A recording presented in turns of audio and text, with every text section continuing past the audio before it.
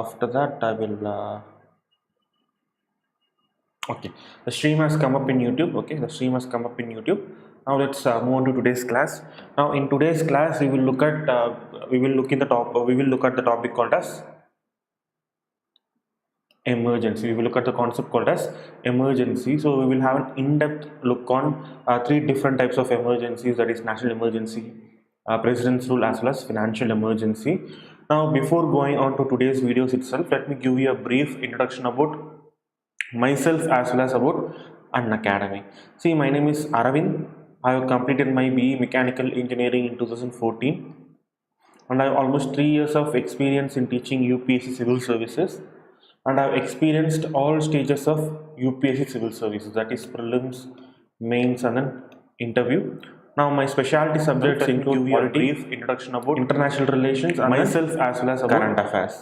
Now if you wish to know about my class schedule, or if you want to ask my doubts regarding my engineering into classes, you can contact, you can join this group called as Unacademy _ Aravind, so that you can have all stages of overview on where my classes will be conducted, all these prelims, okay, mains and then interview. Now what will you get by subscribing to Unacademy? By subscribing to international relations, you will get access to daily live classes. Okay. Now if you wish to know any daily live class schedule, or you can watch them, you can rewatch these daily live classes, and you can join this group called as, if you have any doubts you can ask those doubts. And Unacademy will conduct almost on a daily basis live tests as well as quizzes, so that students can get the results of their pedigree. And all courses in Unacademy are structured courses, that the learning process for the students become much easier, and then students will have unlimited access to videos concerned with an examination that they are subscribing for. So if you are subscribing for UPSC examination, you will get free access to all videos concerned with UPSC examination. Now see here, Unacademy as a platform provides this platform where some of the most top educators like Murnal Patel, Aman Sharma, Mudit Gupta, all these people, they get to share their knowledge with students who hail from all over India. Okay, doesn't matter where you are coming from, whether from urban area or rural area, as long as you have internet connection, these top educators, they get to share their knowledge with students who come from all over India. And importantly, Unacademy covers syllabus in a very comprehensive manner. Okay, so each and nook and corner of UPSC syllabus will be covered by Unacademy, and not only that, the same syllabus will be covered by multiple teachers, so that you can choose between different teachers if you are not satisfied with one teacher. Okay. Now, I suggest you download our Unacademy learning app, so that you can better keep track of your learning goals, how much time you're spending in Unacademy, how much time you're spending for studying UPSC. All these things you can keep track if you are downloading Unacademy learning app. Not only that, if your favorite teacher is taking a class in Unacademy app, you will get instant notifications in your mobile phone as soon as your teacher is taking the class. Now these are the amount charged by Unacademy for subscription in plus subscription. Okay, so this is very less compared to offline institutions. In offline institution, you will be paying upwards of 4 to 5 lakh rupees. Okay, so now this includes fees, rent, food, all these expenses. But in Unacademy, not only are you spending very less, but this amount of money, okay, this not only you're spending very less, you will learn from the comfort of your home itself. Now if you are using my code Aravind V, okay, you will get 10% as offer in all Unacademy purchases. So instead of paying 44,000 rupees for 1 year course, you'll be paying only 39,600 rupees for Unacademy subscription if you're using my code Aravind V. Okay, I suggest going for either go for 1 year subscription or 2 year subscription. Okay. Now excuse me. Now see, Unacademy has recently introduced a new type of platform called as Iconic platform. Now under this Iconic platform, Unacademy will provide you with a personal coach. Now this personal coach is some of the most experienced faculty in UPSC platform, and based on their experience, they know where students will make mistakes and how to guide students. So they, based on their experience, they will guide you through the process of UPSC preparation. See, Unacademy has recently introduced a new type of platform higher compared to Iconic platform. Now, under this Iconic platform, even here, if you're using Unacademy Aravind V, you will get 10% as offer. Okay, so that's it with regards to introduction as well as promotion, everyone. So let's move on to the next the topic. Okay, now let's move on to the video for today. The topic for today. Now, the topic that we are going to discuss Hello today friends, is. welcome to our channel Unacademy. This is Neetu Goyal. Now, the topic that we are going to discuss Presenting today in front is of you today the emergency provisions. Emergency provisions. Now, listen here. Now, these emergency provisions are given in Part 18 of Indian Constitution. These emergency provisions are given in Part 18 of Indian Constitution. Okay, and article numbers are from Article 352 to Article 360. Okay, so the articles that cover these emergency provisions are from Article 352 to Article 360. Okay, now give me a moment here.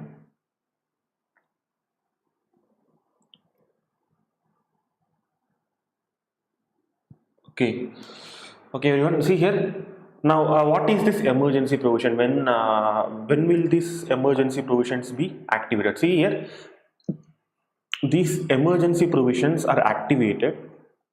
They are activated only if there is a threat to the security of the country. Only if there is a threat to the security of the country. Okay, only if there is a threat to the security of the country, then only these emergency provisions will be activated. Now, what are these emergency provisions? What happens during this emergency? Whenever people talk about emergency, they will say that president will proclaim national emergency, constitutional emergency. But what happens fundamental during emergency? See, emergency is nothing but an administration. So see here, in polity we have discussed central government, we have discussed state government, we have discussed union territory, all these different types of governments we have discussed in our polity class. See, similar to different types of governments, emergency is also a one type of government. Okay, emergency is also a one type of administration. Okay, so in our constitution, we have clearly defined how central government has to be administered, state government has to be administered, and how union territories have to be administered. All these things are clearly defined in the constitution. Similarly, during emergency, okay, our country goes into an entirely new sorts of administration called as emergency administration. Okay, so what happens now? Here, now I will give you, I will simplify it. See here, during ordinary circumstances,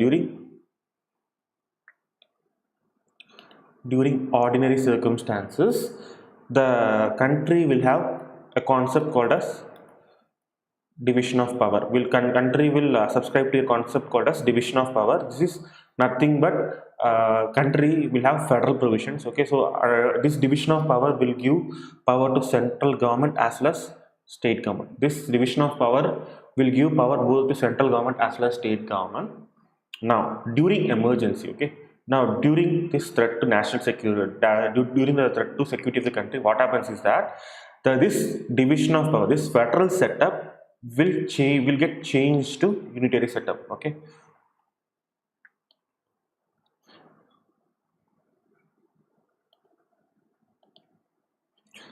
this federal setup will be changed to unitary setup. Okay, so the rather than dividing powers between central government and state government, country will become a unified setup. Okay, now who will change this? Who is authority who will change this setup from federal setup to unitary setup? The authority is President of India. The authority who can change this setup of government of India is President of India. Okay, now importantly, see here, whenever we want to change any provision in the constitution, okay, whenever we want to change any provision in the constitution, we have to change these provisions using only Article 368 or outside of Article 368 by passing either Constitution Amendment Bill or by passing ordinary bill. Okay, so that's how you can change the Constitution. Now, federal provisions, if Parliament wants to change federal provisions, these federal provisions has to be ratified by special majority in the Parliament, and it also has to be ratified by half the number of states. But during emergency circumstances, President, he will be able to change the setup of our federal setup even without amending the Constitution, even without amending the Constitution. Okay, so this is what happens in emergency. See here, emergency is nothing but a type of administration. Okay, so during emergency situation, like for example, threat to security of the country, during this emergency situation, what happens is that our country's federal setup will get changed to unitary administration. And who will change this administrative process? President of India. Even without formally amending the Constitution, he will change the setup of a country. Okay, now, so emergency can be defined as, see here, emergency is a pattern of administration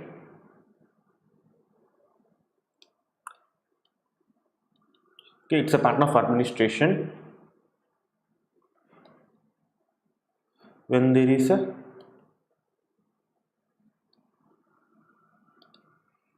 security threat to the country. Okay, whenever there is a security threat to the country, doesn't matter it's a financial threat or it is a constitutional threat, doesn't matter whatever threat, whenever there is a threat, okay, emergency pattern of administration will be imposed in India. Okay, now now we have talked about if there is a security threat, this emergency pattern of administration will be imposed in Government of India. Okay, so now we have to discuss what are the different types of threats envisaged by Constitution of India. So if this security threat is left undefined, what will happen? Central government, whenever there is a small skirmish in an individual state, they will immediately impose emergency. So they will immediately take away federal provisions. Okay, right? So that's why these threats have to be defined by the Constitution. What constitutes as threat to the country? Okay. Now Constitution envisages three types of threats. Okay, Constitution envisages three threats are envisaged in the Constitution. Three types of threats are envisaged in the Constitution. Now, what are these three threats?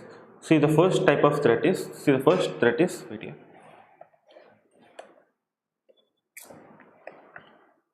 See, the first threat is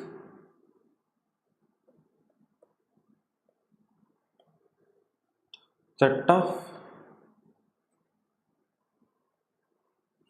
security to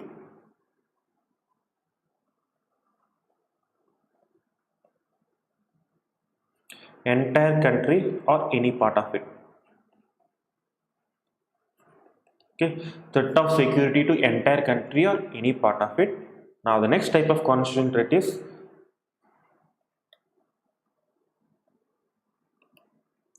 threat to constitutional machinery at state. Okay, so the next type of threat is threat of constitutional machinery at state. So the third type of threat is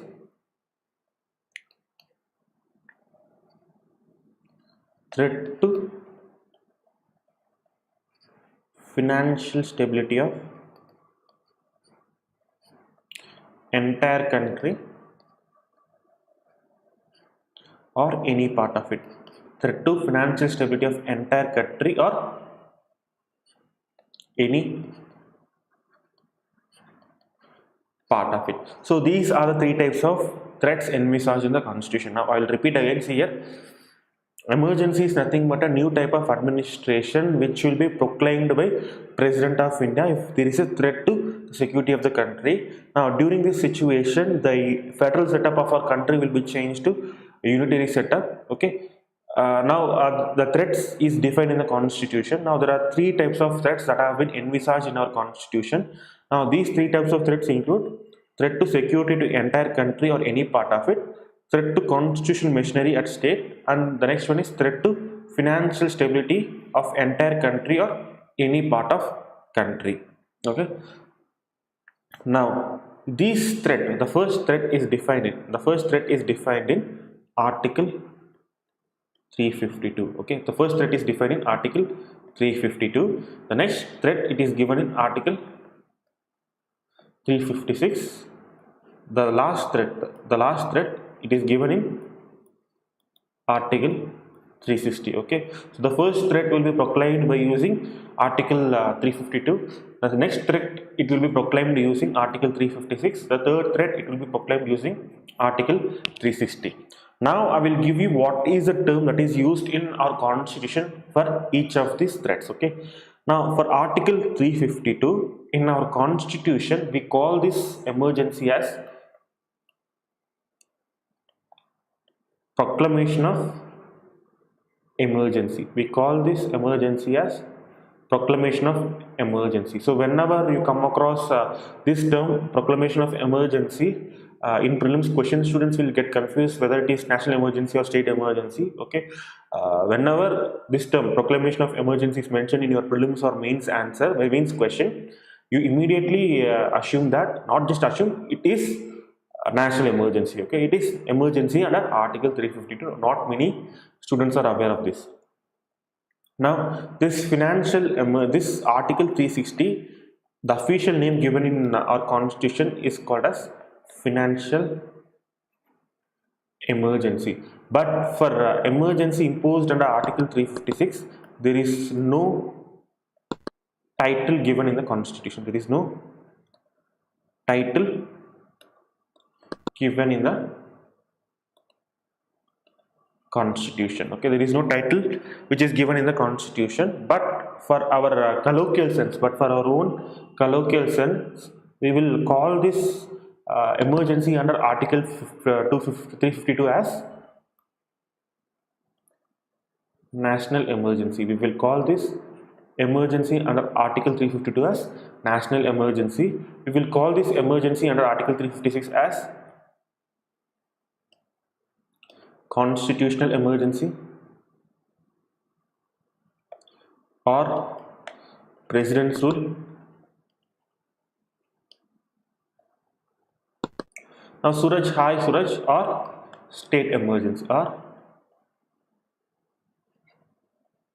okay. Now financial emergency, even colloquially we will call it as financial emergency. Okay, so that's how our we will use these terms both from constitution as well as for our own colloquial sense. Okay, so according to constitution, the emergency proclaimed under Article 352, it will be called as proclamation of emergency. Article 360, it will be called as financial emergency. But for Article 356, there is no title given in the constitution. Okay, now for our own benefit, we will call this emergency under Article 352 as national emergency, for Article 356 as constitutional emergency or president's rule or state emergency. Now for Article 360, it is called as financial emergency. Now in this class we will discuss all these three emergencies. Okay, now we will study all these three emergencies in a set pattern. Okay, we will study all these three emergencies in a set pattern. Now what is a pattern based on which we will study this three emergencies? Okay, now the pattern is, see here, you have to remember this pattern. Okay, then only you can easily understand my class. Okay, for the first thing that we have to discuss is how the emergency is imposed. After discussing that, we will discuss the impact of emergency. We will discuss the impact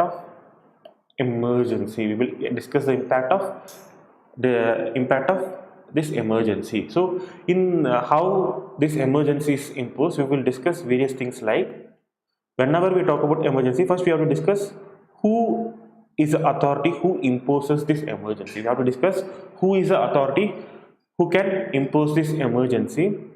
Sorry, not first. We will not discuss who first. We will discuss when. So, what are the circumstances during which this emergency is imposed? After discussing the circumstances, we will discuss who will impose these emergencies, and then we will discuss. Okay, so as you all know, we have discussed earlier, president is the authority who can impose this emergency. So this power is given to executive. Okay, so see here, we are changing the entire administration. We are changing the entire administration from unitary to, sorry, federal to unitary. Okay, so can we give this much amount of power to executive alone? Can you understand? We are changing the entire administration from federal setup to unitary setup. So is it advisable to give this entire power to executive? President, he will take decisions by means of executive say and advise, right? So can we give this power to entirely to president? We cannot give, right? So we have to introduce some safeguards. Now those safeguards are given in the form of parliament ratification. These safeguards are given in the form of parliament ratification. Now once this proclamation has been ratified by parliament, what happens is this emergency will be imposed. Once parliament has ratified this emergency will be put in place.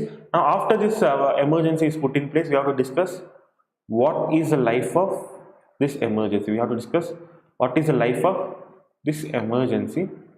Now in this life of this emergency, we should also discuss what is the impact of this emergency in Indian polity. Okay, we have to discuss what is the impact of this emergency on Indian polity, and lastly we will discuss how this emergency is revoked. So we will discuss revocation of these emergencies. Is it clear, everyone? This is the set pattern. Now this pattern we will follow for all these three emergencies. The first one is when, at what circumstances these emergencies will be imposed, and who will impose this emergency, and what is the procedure for parliamentary ratification of this emergency, and also we will discuss what is the life of this emergency, and lastly we will discuss how this emergency is revoked by authorities. Okay, and also we will discuss what is the impact of this emergency during the life of this emergency. Okay, everyone. Now give me a moment here.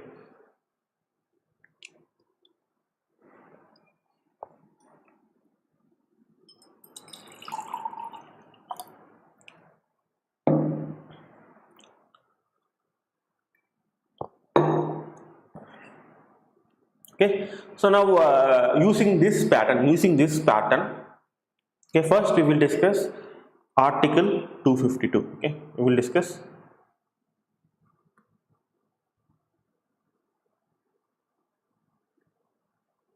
article sorry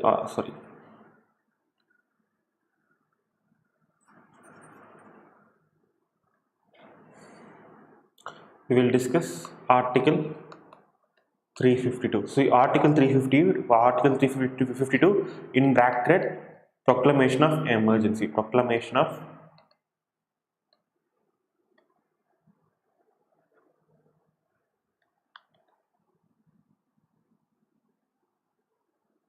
article.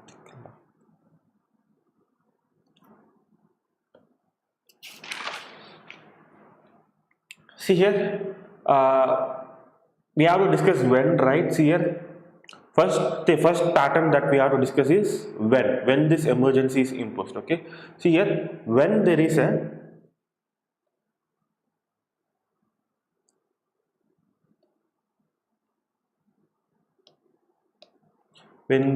a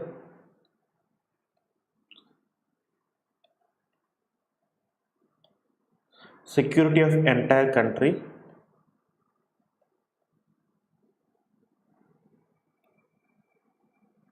or any part of it,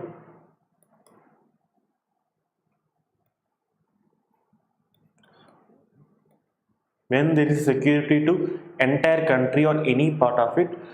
Okay, now during this situation, if president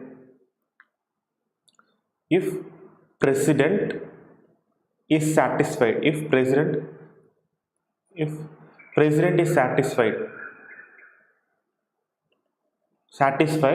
that there is a grave situation, now what is this grave situation? That is threat of security to entire country or any part of it. Okay, now if president is satisfied that there is a grave situation, okay, now president can impose national emergency on three instances, on three grounds. Now what are those grounds? You can impose national emergency on three grounds. The one is during war, next one is during external aggression, the next one is during armed rebellion. Okay, so I've armed rebellion, I have put star. Now what is the meaning of what is the reason why I am putting star? Because it indicates that this definition was changed by constitutional amendment. So we will discuss what is change regarding this definition in later period. Okay, so the grounds, there are three grounds based on which external emergency national emergency can be imposed. Those three grounds include war, external aggression and armed rebellion. Okay, now can anyone tell me what is the difference between war and external aggression? What is the difference between war and external aggression? Can anyone tell me in the live chat session? Can anyone tell me what is the difference between war and external aggression?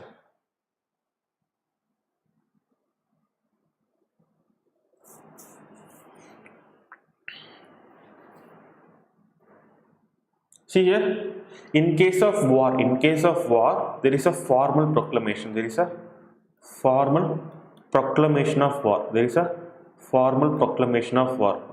so president, who is authority, who can declare war? Okay, president, he will sign this document. Okay, he will have a document. In this document, he will proclaim war against this particular country, and after this proclamation of war, he will list down what are the rules as well as procedures that will be followed by India during this war period, and he will send this declaration of war to another country. Is it clear? So war, it's a formal proclamation of war. It is a formal thing. But in case of external aggression, it's an informal attack.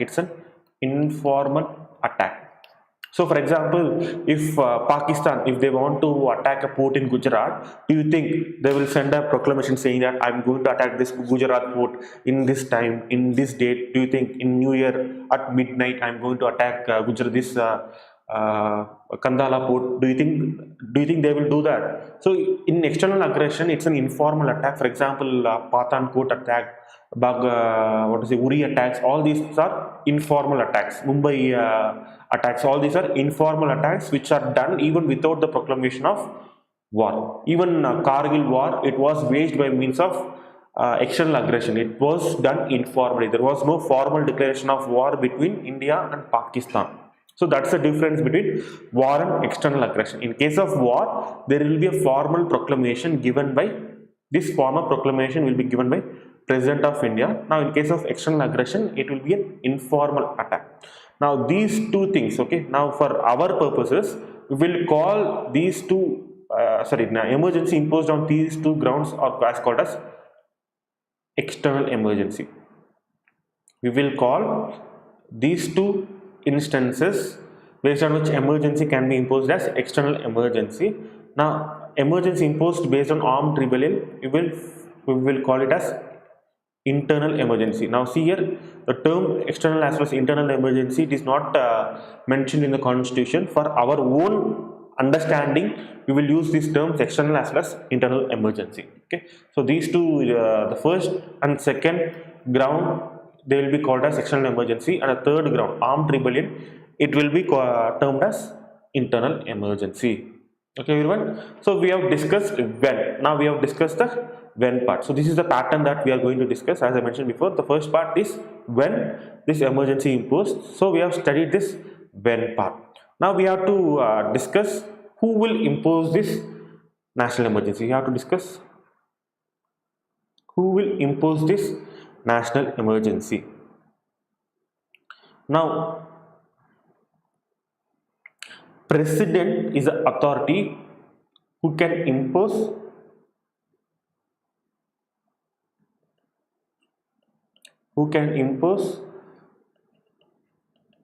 Article 352 by proclamation of emergency. Now, do you think president? Do you think it's a discretionary power of a president? President on his own can? Do you think he can impose this emergency? No, president. Okay, in most of the instances, president has to act on the aid and advice given by Council of Ministers. But only in case of emergency, president has to impose emergency only on the written recommendation of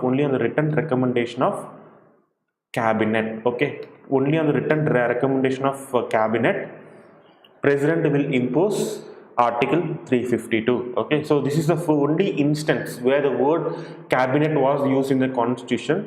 This provision, right, this safeguard was introduced in 44th Constitution Amendment Act. This safeguard was imposed during Constitution Amendment Act. Okay, now before Constitution Amendment Act, president can impose national emergency just by aid and advice of Prime Minister plus Council of Ministers. But after 44th Constitution Amendment Act, only on the written recommendation given by cabinet, president can impose national emergency. See, I'll tell you the reason why. See here, during 1975, there was a there was a lot of movements called as Janata movement. There was a lot of movement against Indira Gandhi government called as Janata movement.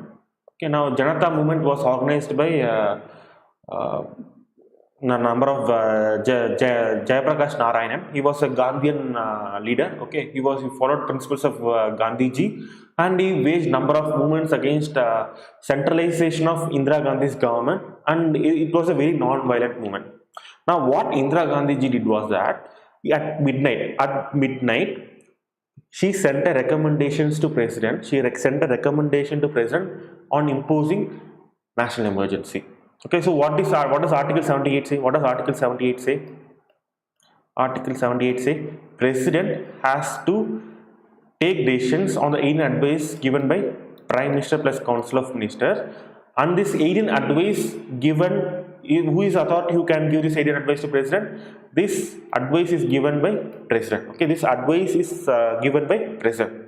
So whenever there is a decision that is to be sent to president, what will happen is that from Prime Minister's office, a decision, okay, a letter will go to president saying that you have to follow this instruction, you have to implement these decisions. So that's what happens in aid and advice. Okay, a document, a letter will go from Prime Minister's office to president's office. Is it clear? Now, president, what will he think? Whenever he receives a letter from Prime Minister, what will he think? He will think that this letter was taken in the concurrence of all the Council of Ministers. But Prime Minister, even without consulting his Council of Ministers, can arrive at this decision. Is it clear? Even before consulting Council of Ministers, Prime Minister can take any decision. So, whenever president receives this directive from aid and advice from Prime Minister's office, what will happen? What will president think? President will think that this decision was taken by the entire Council of Ministers, and he will implement this provision. So that's what happened during 1975. During 1975, Indira Gandhi, without consulting any of her cabinet ministers or Council of Ministers, she has taken this decision unilaterally, and at the stroke of midnight, she has imposed national emergency. Okay. Now, when in the morning, when ministers opened their newspapers, only by a newspaper they came to know that national emergency was imposed. Okay, so that's why this safeguard was introduced. So only on the written recommendation given by cabinet, only then president can impose national emergency. So in case of this written recommendation, not only Prime Minister has to sign, this recommendation has to be signed by all the cabinet ministers. See, in case of this aid and advice, it should be signed only by Prime Minister. But in case of written recommendation from cabinet, it has to be signed by all cabinet ministers. Okay, it has to be signed by all cabinet ministers. Now in this case, the document will be sent by principal secretary to president. Okay, the document will be sent from prime minister's office, that is, it will be sent by principal secretary. Principal secretary is the one who is heading the prime minister office. But in case of written recommendation from cabinet, this recommendation will go from cabinet secretary. Cabinet secretary, after obtaining all the signatures from cabinet ministers, he will send these recommendations to president. So this is very very important. Okay, this is very very important. Only in this instance in constitution, president will take decision based on written recommendation by cabinet. In almost all circumstances, just by in advice of prime minister and council of ministers, he will make decisions. Only in this instance he will make decisions based on written recommendation of cabinet. Okay, and this is the only instance, where the word cabinet is being mentioned in the constitution. So we can we call cabinet as a constitutional body? Why can we call this cabinet as a constitutional body? Because the word cabinet is mentioned in article 352. Okay, so whenever a body is mentioned in constitution itself, okay, it will be called as constitutional body. So that's what so this is the procedure to impose national emergency. This is the procedure to impose national emergency. Now you have to keep in mind, see here, you have to keep in mind that this emergency can be imposed to entire country. It can be imposed to entire country or any part of it. Okay, this emergency can be imposed to entire country or any part of the country. And the next important provision is that, okay, see here what happens in president's proclamation. President, okay, if president is satisfied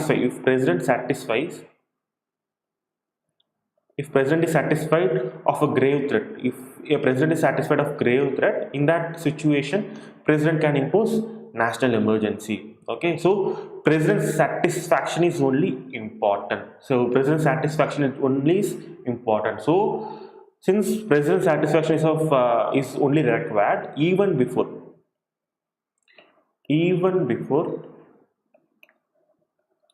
the actual occurrence of the event,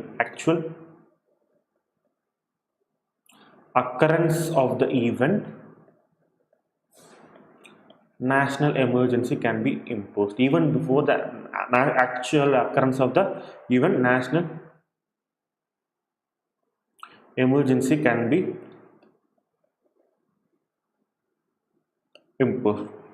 Now I will give you an example why this provision is there in our constitution. See here, before, if Pakistan they are planning to attack India, okay, in 1 week time. See here, if Pakistan is planning any type of attack on India, attack on India, India will receive this information beforehand itself. India will receive this information via intelligence agency. Okay, do you think once India receive this information that Pakistan is going to attack Rajasthan border in 3 days time, do you think India will wait till Pakistan attacks Rajasthan and then they will impose national emergency?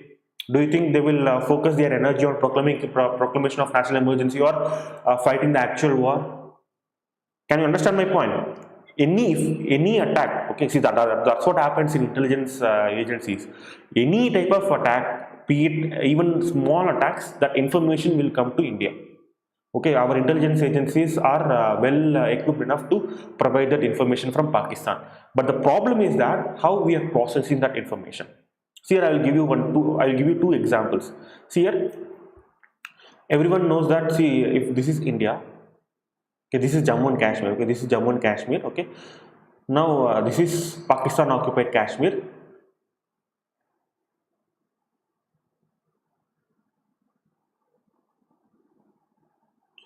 This is Aksai Chin, okay, this is Pakistan occupied Kashmir, this is Aksai Chin area.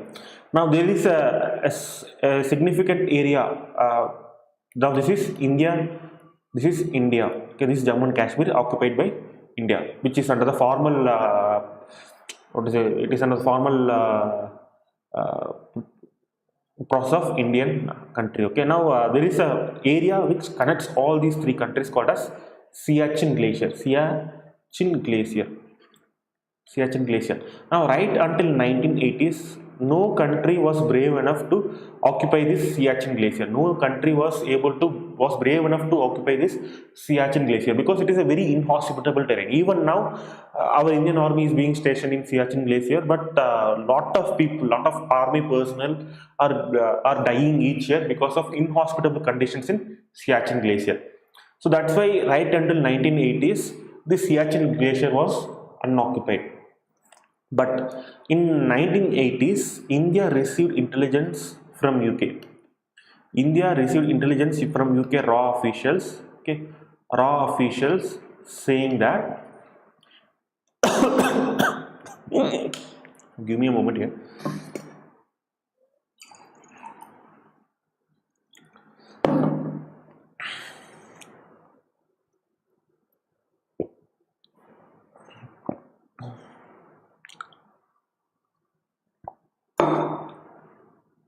Now, India received information from UK raw officials saying that Pakistan ordered some 2.5 lakh ice boots. Now, this order was placed at very urgently, and they requested this placement of ice boots within 1 month or so, within 1 month or 2 months. Now, India, this information was communicated to cabinet. This information was communicated to cabinet. Now, cabinet analyzed this information. Now, they thought that now during this time there was a dire financial. Okay, there was a financial instability that was going on in Pakistan. There was a huge amount of financial instability that was going on in Pakistan, and it was also summer at the time. It was also summer at the time, so there was no need for Pakistan to order this 2.5 lakh ice boots from UK. So they thought that they processed this information and they thought that Pakistan is going to occupy Siachen Glacier. See, Siachen Glacier is a very strategically very important part in Jammu and Kashmir, because if you are occupying this land, what will happen? You can immediately attack. Okay, you have a vantage point in attack over Aksai Chin as well as Pakistan occupied Kashmir. So if Pakistan is occupying Siachen Glacier, it will be very difficult for India to defend Jammu and Kashmir. If Pakistan is occupying Siachen Glacier, it is very difficult for India to defend Jammu and Kashmir, because China as well as Pakistan will have direct access to each other because of that. Not only that, both China as well as Pakistan, they can occupy the Siachen Glacier, and they will have a very good vantage point, and from that place they will attack Jammu and Kashmir. Okay, so it is a very strategically very important part in Jammu and Kashmir. So they conducted an operation called as Operation Meghdoot. Now, by this Operation Meghdoot, Indian Army went to Siachen Glacier, and they till now they are occupying this territory of Siachen Glacier. So that's how, in this instance, India processed this information. Okay. Now, in case of Uri attacks as well as Patalkot strikes, okay, Patalkot attacks, what happened? India received this information. India had information already with them that Pakistan is going to attack these places. Okay, Patalkot strike as well as Uri attacks. India had this information, but India did not act on this information. India did not process this information correctly. Okay, so that's what that is the most important part in intelligence gathering. Intelligence will be gathered, but how we process this intelligence is the most important part. So that's why you should have the right government machinery to process this information faster, as well as to communicate this information faster to the higher authorities. Okay, so if ordinarily our government bureaucracy is very rigid. Okay, our government bureaucracy is very rigid. So communication of information from one hierarchy to another hierarchy, it has to go through various layers. Okay, so if an SI is collecting this information, and this information is very sensible information, and this sensible information should be immediately communicated to higher authorities like cabinet secretary or defense secretary. It has to be immediately communicated. But if this SI, Okay, if this low level SI is, if he is breaching hierarchy and going to defense secretary and communicating this information, what will happen? This SI, he will face a lot of trouble from his higher authorities. And even if this SI is following his hierarchy and communicating it to superiors, do you think they will take this information seriously? Obviously, this is how our government machinery operates. Clear? As soon as they receive information, they will be very lax. Information will come, that's not a problem. Even in Mumbai attacks, they received information, but they failed to act on this information. They did not process this information correctly because of this archaic government hierarchy. Okay. So that's why even before the actual occurrence of the event, okay, national emergency can be imposed in India. Okay, even before the actual occurrence of the event, the national emergency can be imposed. Okay. That's it, everyone. So now once president has proclaimed, okay, now president has issued this proclamation of national emergency. Okay, so president has issued this proclamation of national emergency. Now one important point that I have failed to communicate, see here, this proclamation of national emergency, it is subject to judicial review. It is subject to judicial review. It is subject to judicial review. It is very, very important. Okay, this proclamation of national emergency by President of India, it is subject to judicial review. It is very, very important. Now once president has imposed this proclamation of national emergency, as I mentioned before, this is a very huge power that is given to the executive. This is a huge power given to the executive.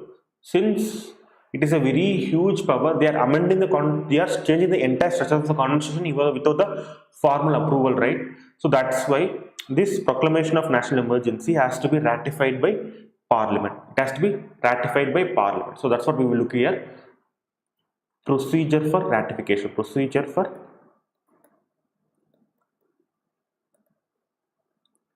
parliament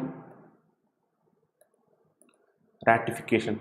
Now, what is the difference between ratification? What happens in ratification? And I'll explain this ratification process.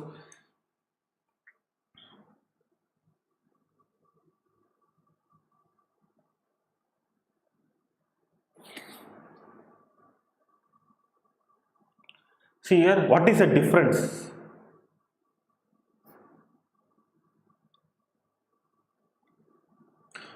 In parliament, okay, in parliament there are two types of passing motions. One is by means of passage. Okay, one means of passage.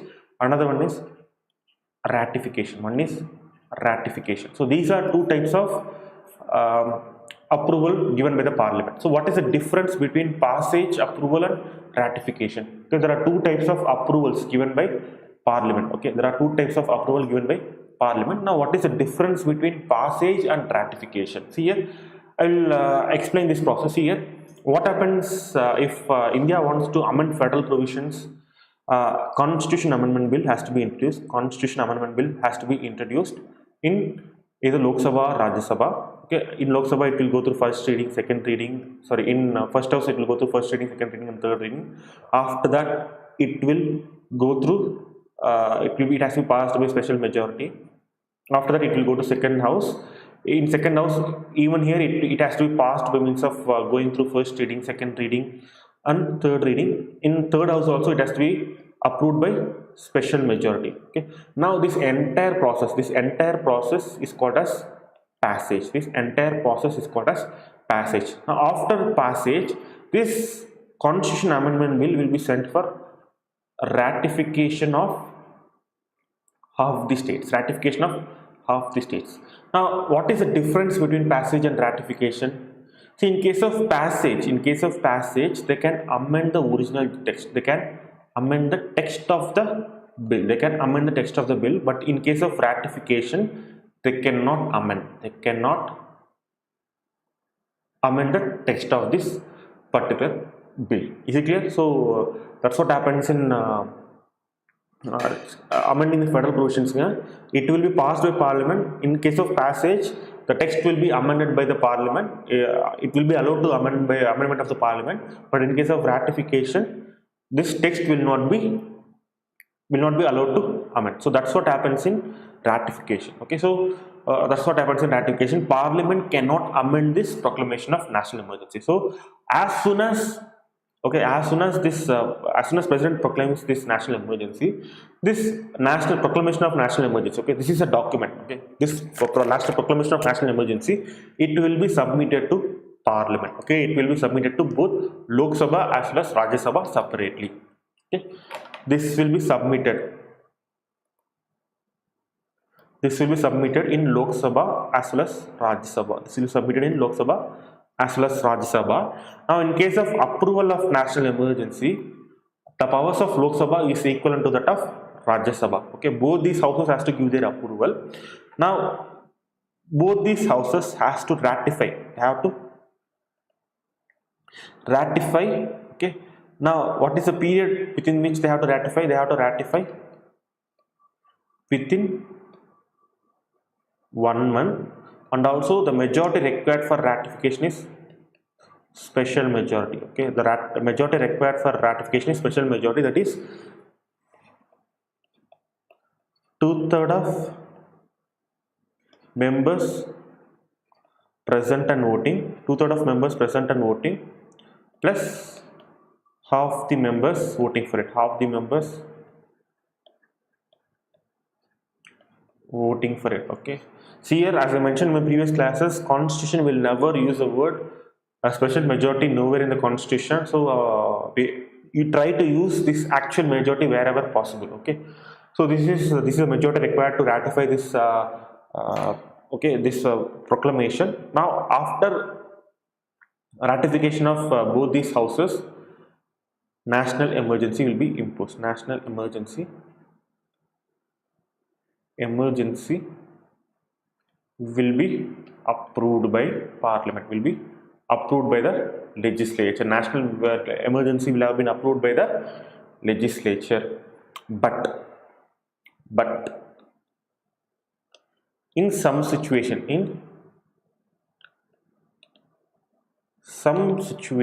okay, in some situation Lok Sabha is dissolved. In some situations Lok Sabha is dissolved. Okay, now during this instance, when Lok Sabha was dissolved, during this instance, President has imposed Article 252. During this instance, President has imposed Article 352. President has imposed Article 352. Okay, now what happens during this instance? Okay, when Lok Sabha is dissolved or after the imposition of national emergency by President, Lok Sabha has been dissolved. Now, in this instance, what happens is that Rajya Sabha within 1 month, okay, using special majority, they have to ratify this proclamation of national emergency. Is it clear? If Lok Sabha is dissolved, they have Rajya Sabha has to ratify this national emergency within 1 month by means of special majority. Okay, now as soon as Rajya Sabha ratifies it, okay, this will continue for some period. Right until Lok Sabha has been reconstituted. Okay, Lok Sabha has reconstituted.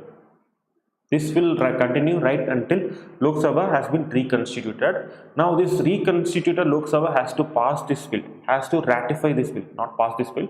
They have to ratify this bill by means of special majority within 30 days. Within 30 days. Is it clear, everyone?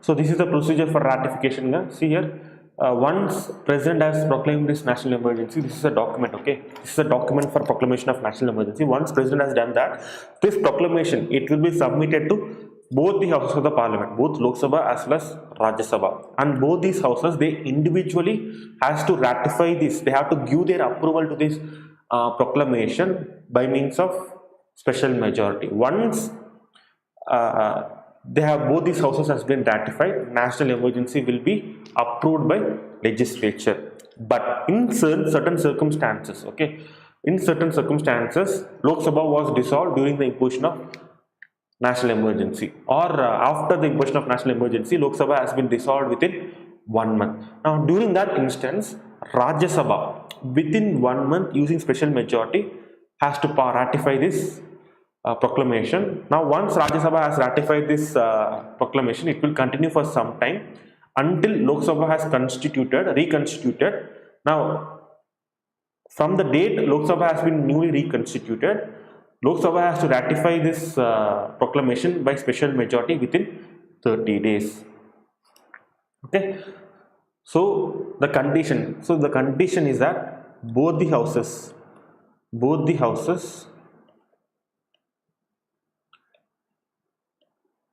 should necessarily ratify it. Should necessarily ratify it. Now, keep in mind. Now, why are we not discussing Rajya Sabha is not when Rajya Sabha is dissolved? We have discussed Lok Sabha is dissolved, right? Similarly, we can also discuss Rajya Sabha is also dissolved, right? Why are we not discussing that? Because Lok Sabha is a temporary body. The tenure of Lok Sabha is 5 years, but Rajya Sabha is a permanent body. Rajya Sabha cannot be dissolved. Rajya Sabha cannot be dissolved. So that's why, in case of dissolution, we are talking only about Lok Sabha, not about Rajya Sabha. This can be a doubt which can students can have. Okay, so. Okay, give me a moment here. I will drink some water. So if you have any doubts so far, please ask in the chat section. I will try to answer those. If you have any doubts so far, I will give you 1 to 2 minutes to ask your doubts. After that, I will move on to the next part. But that is life of this national emergency.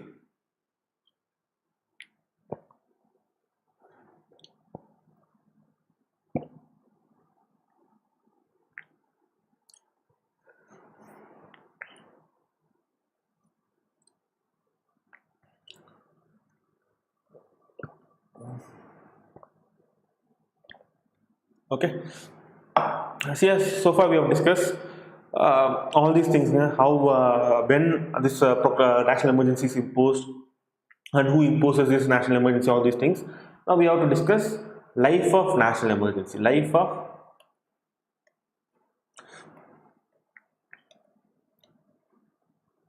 national emergency. Okay. See here. Once the moment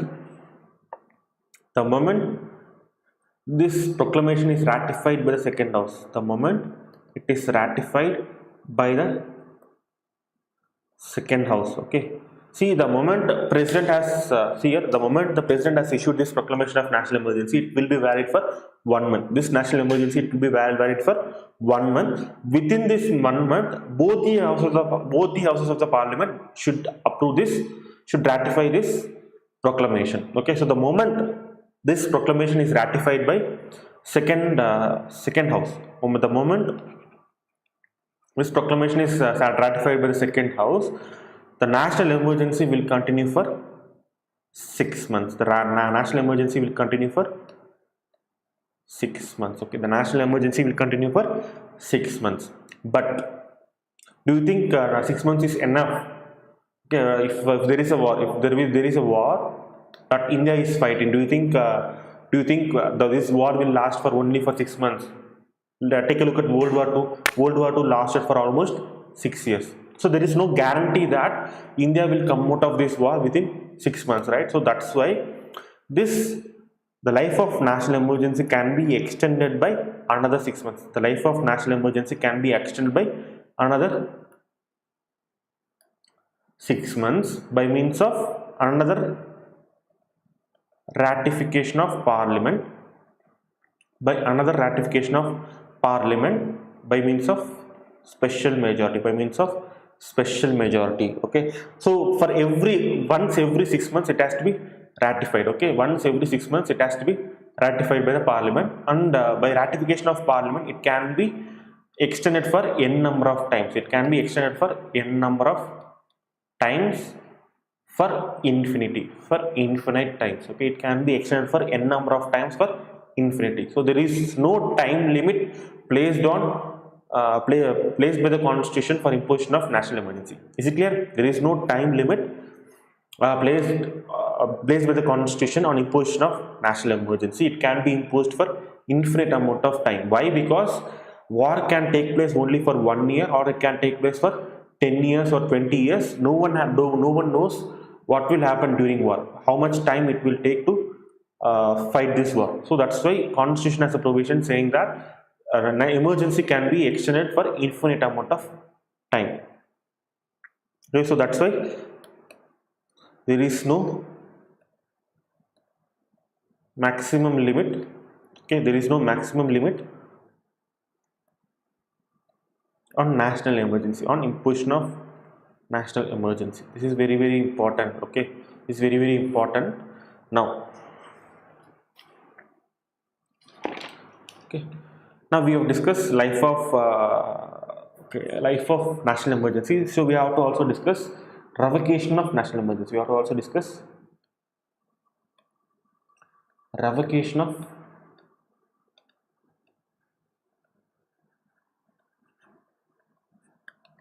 national emergency. Okay, see here, national emergency is revocated by president. Okay, national emergency is revocated by a person called as, by an authority called as president. Why president is the one who is revoking national emergency? Because president is the one who is proclaiming this emergency. So that's why president is the authority who can take back this proclamation. Okay, so that's why president is the authority who can revoke this national emergency. Now see here, there are two authorities who can advise president for revocation of national emergency. Okay, and ordinarily president, he will revoke this national emergency just by in advice of prime minister plus council of minister. But there was an additional safeguard introduced by 44th Constitution Amendment Act. So by that safeguard, there are two authorities who can recommend president to revoke national emergencies. Now those two authorities are executive and legislature. Executive and legislature. So in case of executive, what are we talking about? Prime minister plus council of minister. On the they will give aid and advice. They will give aid and advice to president of India to revoke this national emergency. Now in case of legislature, what happens is that in case of legislature, okay, a special session, okay, a special session of Lok Sabha, okay, people will call, MPs will call for special session of Lok Sabha. Now if this special session of Lok Sabha passes a resolution by means of simple majority, okay, now this resolution will be sent to president of India, advising president of India to revoke national emergency. Okay, so is it clear, everyone? Revocation of national emergency, president is the authority who can revoke national emergency. Why? Because he is the authority who imposed national emergency in the first place. So that's why he is the one who has authority to revoke national emergency.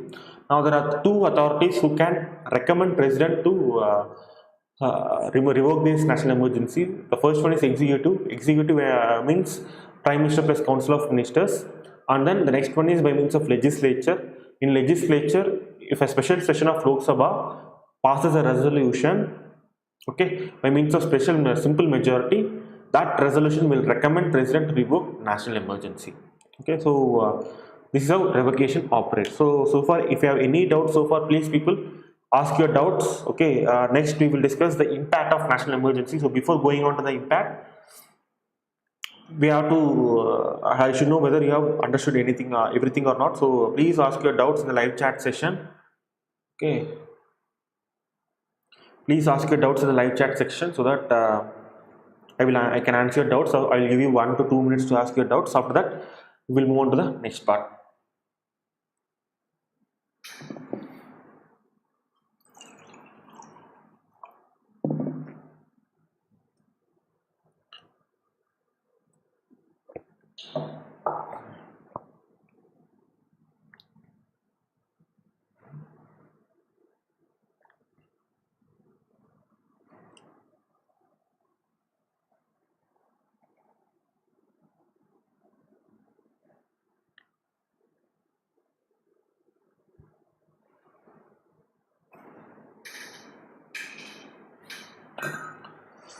Okay, everyone, since no one is asking any doubts, I think everyone has understood everything. Okay, so we'll move on to the next part. Okay, so before analyzing the impact of national emergency, we will discuss the difference between proclamation and revocation. We will discuss the difference between proclamation of national emergency and a revocation of national emergency. Okay, so here in case of proclamation is revocated by means of just a written recommendation, a written recommendation of cabinet. Okay, the for proclamation of national emergency, written recommendation of cabinet is required, but for revocation, aid and advice of prime minister plus council of minister is enough. Okay, now the next one is that in case of proclamation, this proclamation has to be approved by, it has to be passed by, has to be ratified by means of special majority, both by Lok Sabha as well as Rajya Sabha, both by Lok Sabha as well as Rajya Sabha. But in case of revocation, it can be done only by means of having simple majority, only by Lok Sabha, only by Lok Sabha. Okay, so these are the differences between proclamation of national emergency and revocation of national emergency. Now let's take a look at the impact of national emergency. The impact of national emergency. See here, we have discussed the pattern, right?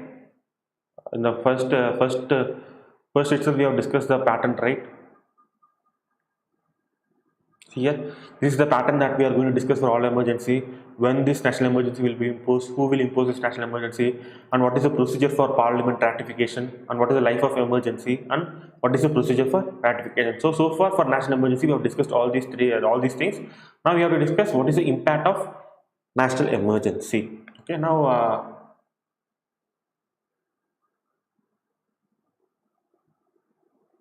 see here. Now this impact of national emergency, impact of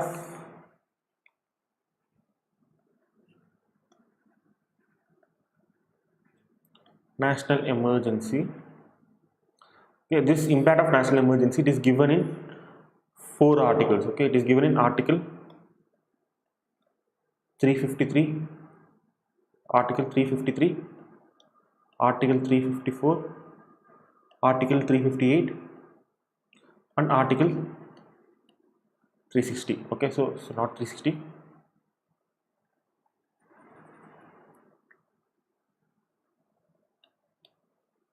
Article 359. So these are the articles that discusses the impact of national emergency. Okay, see here the Article 353 discusses the impact of national emergency on both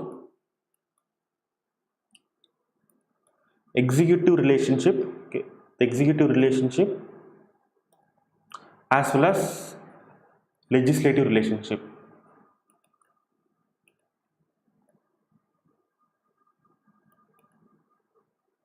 Okay, it will revocation of national emergency, please reply sir. Okay, see here Karthik, it's nothing but, see here, revocation of national emergency, it will be revoked by president. Okay, since president is the one, see here president is the one who is issuing the proclamation of national emergency, right? Who is the authority who signs this national emergency. So that's why president is the only authority who can revoke this national emergency, who can take back this national emergency.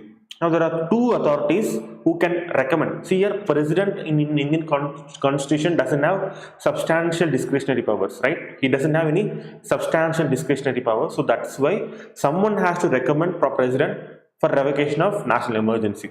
Now ordinarily before 44th Constitution Amendment Act, on the Indian advice given by Prime Minister plus Council of Ministers, President will revoke national emergency. But after 44th Constitution Amendment Act, an additional safeguard was introduced.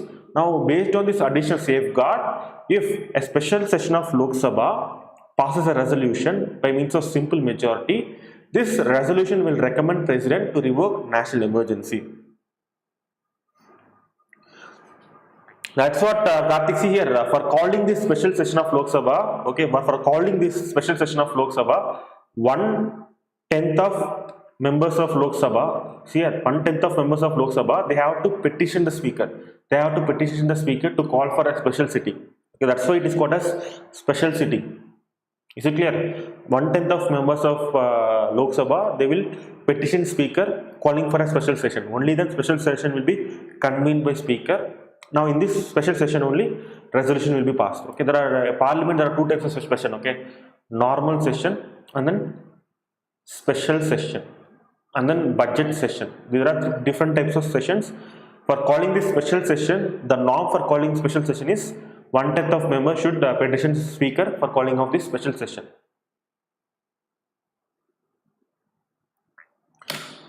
Is it clear, Karthik? Is it clear to you, Karthik?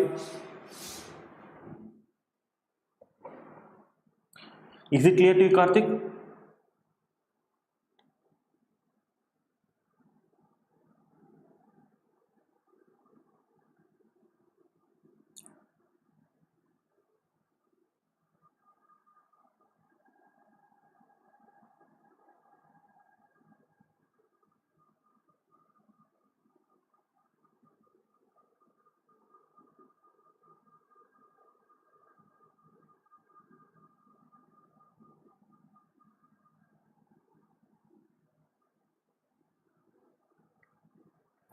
Was it clear to you, Karthik? Just please reply. If you are not replying, I will move on.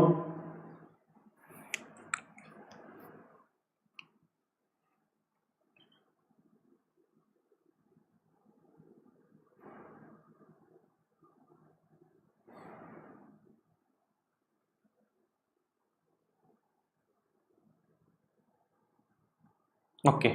See here, in case of this impact of Article 353, it changes executive relationship between central government and all state governments. Okay, it will change the relationship between central government and state government. Now, Article 354, it talks about the impact on financial relationship. It talks about impact on financial relationship. Now, Article 358 as well as Article 359, they talk about the impact of fundamental rights. They talk about the impact of fundamental rights on citizens. They talk about the impact of fundamental rights on citizens. Okay. Now, see here. First we will discuss Article 353. Okay, first we will discuss Article 353. See, under Article 353, see here under Article 353, okay, it has an impact on executive, right? It has an impact on executive relationship. Okay, it also has an impact on legislative relationship. Okay, see here, in case of executive relationship,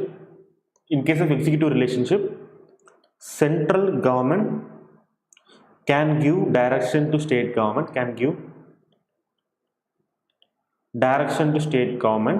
in any matter, Okay, so ordinarily central government can give direction to state government only matters that are mentioned in Article 257 as well as Article 256. Only in these matters central government can give direction to state government. Okay, there are 4 items that are mentioned in Article 257, like maintenance of railways, maintenance of communication of national importance,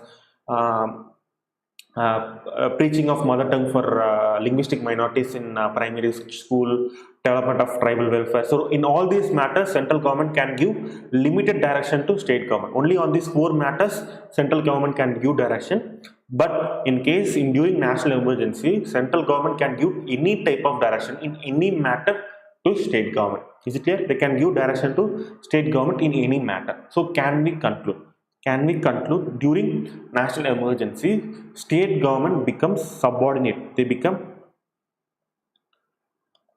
subordinate to central government. State government, they will function under the direction of central government. So that's why state government, they will become subordinate to central government.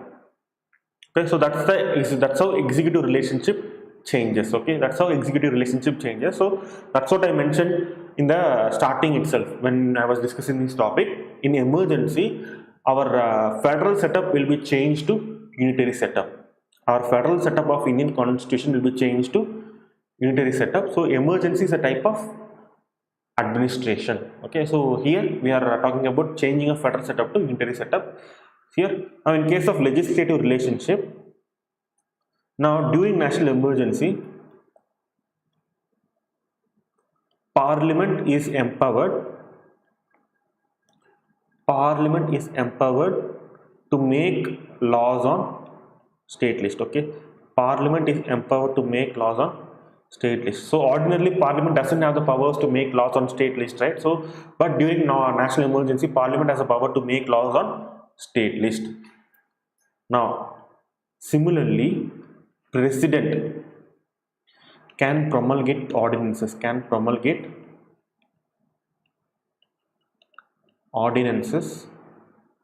In state list. Okay, President can promulgate ordinances in state list. Now this is not mentioned in your Lakshmikant book. Okay, but this is very, very important. Okay, President can promulgate ordinances in state list. This ordinance part is not mentioned in your Lakshmikant book. This is very important. President can promulgate ordinances in state list also. And importantly, okay, this is the third provision. So we have discussed first provision, second provision, and we have to discuss third provision, right? Here, according to this third provision in Article 353, the tenure of Lok Sabha can be extended. Okay, see here, I'll give you an example why this provision is there. See here, if this is the life of Lok Sabha, this is the life of Lok Sabha, this is for 5 years. Okay, now national emergency was imposed at the end of Lok Sabha. Okay, it was imposed at 4.5 years. Okay, so during national emergency there is no situation. Okay, Jammu and Kashmir, Rajasthan, Punjab, all these states are fighting war. Okay, since there is a war going on in India, do you think elections can be conducted in India for all these states? Do you think elections can be conducted? It is not possible to conduct elections, right? So that's why the tenure of Lok Sabha can be extended by 1 year. The tenure of Lok Sabha can be extended for 1 year by parliamentary law. It can be extended by 1 year by parliamentary law. Not Sivajani, it's not for 6 months, Sivajani. Only if the life of national emergency is 6 months. Okay, only the life of national emergency is 6 months, but for extension of Lok Sabha tenure, it is for 1 year. Okay, now if Parliament wants to extend the Lok Sabha tenure for another 1 year, they have to pass another parliamentary law. Okay, so by means of passing parliamentary law, the Lok Sabha tenure can be extended by 1 year terms, and it can be extended for infinite times. Okay, can be extended for infinite times, but after the ending of Lok Sabha, after the ending of national emergency, once national emergency has been revoked, the parliament will be dissolved after 6 months. Okay, the parliament will be dissolved after 6 months. Is it clear, everyone? Once national emergency has been revoked, the parliament will be dissolved after 6 months. Okay, now the same provision, the tenure of Lok Sabha is extended, right? Why? Because election was not able to be conducted in certain states like Punjab and Rajasthan. Similarly, do you think state legislative assembly elections can be conducted? No, right? So similarly, state legislative assembly tenure can also be extended.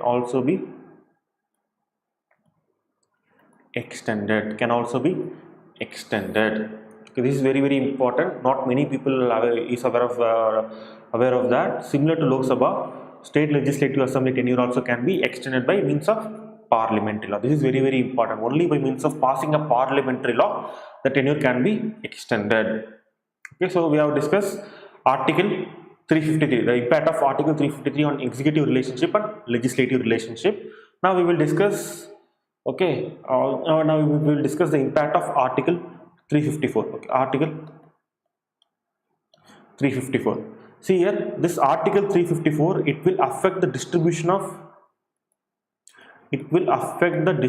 of financial resources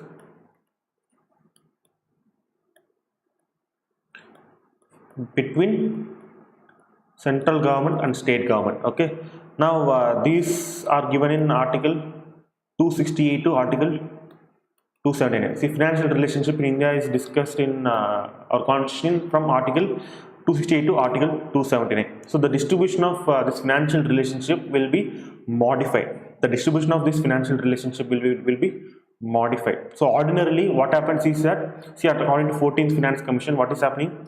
42% of central tax resources is given to state government, right? So but in these war circumstances, during national emergency circumstances, there is certain expenditure that is to be met by central government. Central government, they will spend more towards war expenditure, right? So they will not be able to give their financial resources to state government. So what, during national emergency, the distribution of financial resources between state government and central government, it will be modified. Okay, it will be modified by means of presidential order. It will be modified by means of presidential order. Now this presidential order will be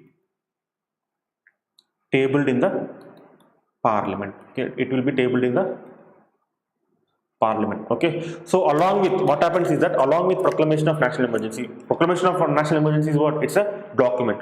A supplementary document will be attached. Okay, a supplementary presidential order will be attached, modifying a financial relationship. So that's what happens in this presidential order of under Article 354. This presidential order, it can be modified by President of India, and it will modify the distribution of financial resources between central government and state government.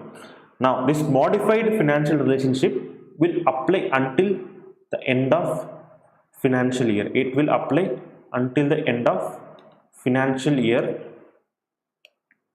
once national emergencies revoked. Once the national emergencies revoked. Okay, so that's what happens in Article 354. So have you understood, people? Have you understood everything? Please mention in the live chat section. Okay, if you understood the concepts that I have taught today, please mention in the live chat section so that I can move on to the next part.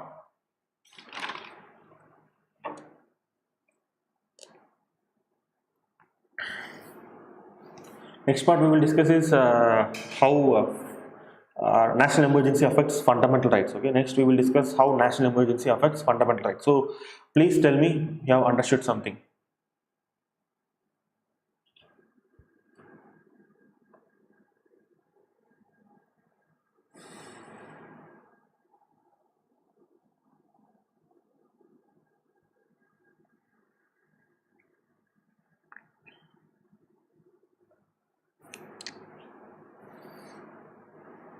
If you have any doubts so far, okay.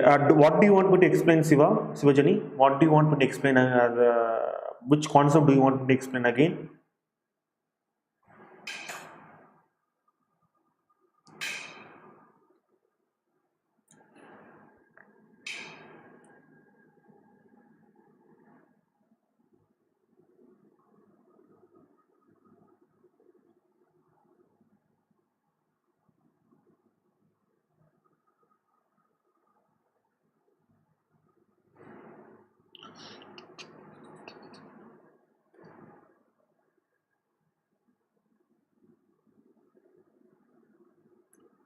Okay, modification. See here, Sivajani. See here, during wartime, we have to purchase a lot of equipments, right? We have to purchase a lot of equipments, and these items are not cheap. We have to spend lakhs, thousands of crores for purchasing this equipment. Okay, so that's why central government will need a lot of financial resources. Central government will need a lot of financial resources. But during ordinary times, the central government, okay, if central government is collecting 100 rupees, if central government is collecting 100 rupees, it has to give 42 rupees to state government. This is the division of financial resources during ordinary times. Central government is collecting 100 rupees, it has to give 242 rupees to state government according to 14th Finance Commission recommendation. But during national emergency, central government will incur additional expenses. They will incur additional expenses.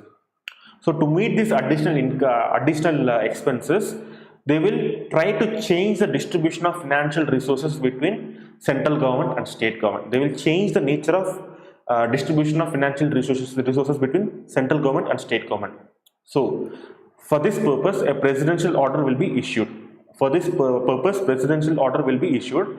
Now this presidential order will modify the relationship. It will modify the financial relationship between central government and state government. So instead of giving 42 rupees, they will give only 10 rupees to state government. According to this presidential order, the relationship is changed. So accordingly, only 10% of central tax resources will be given to state government.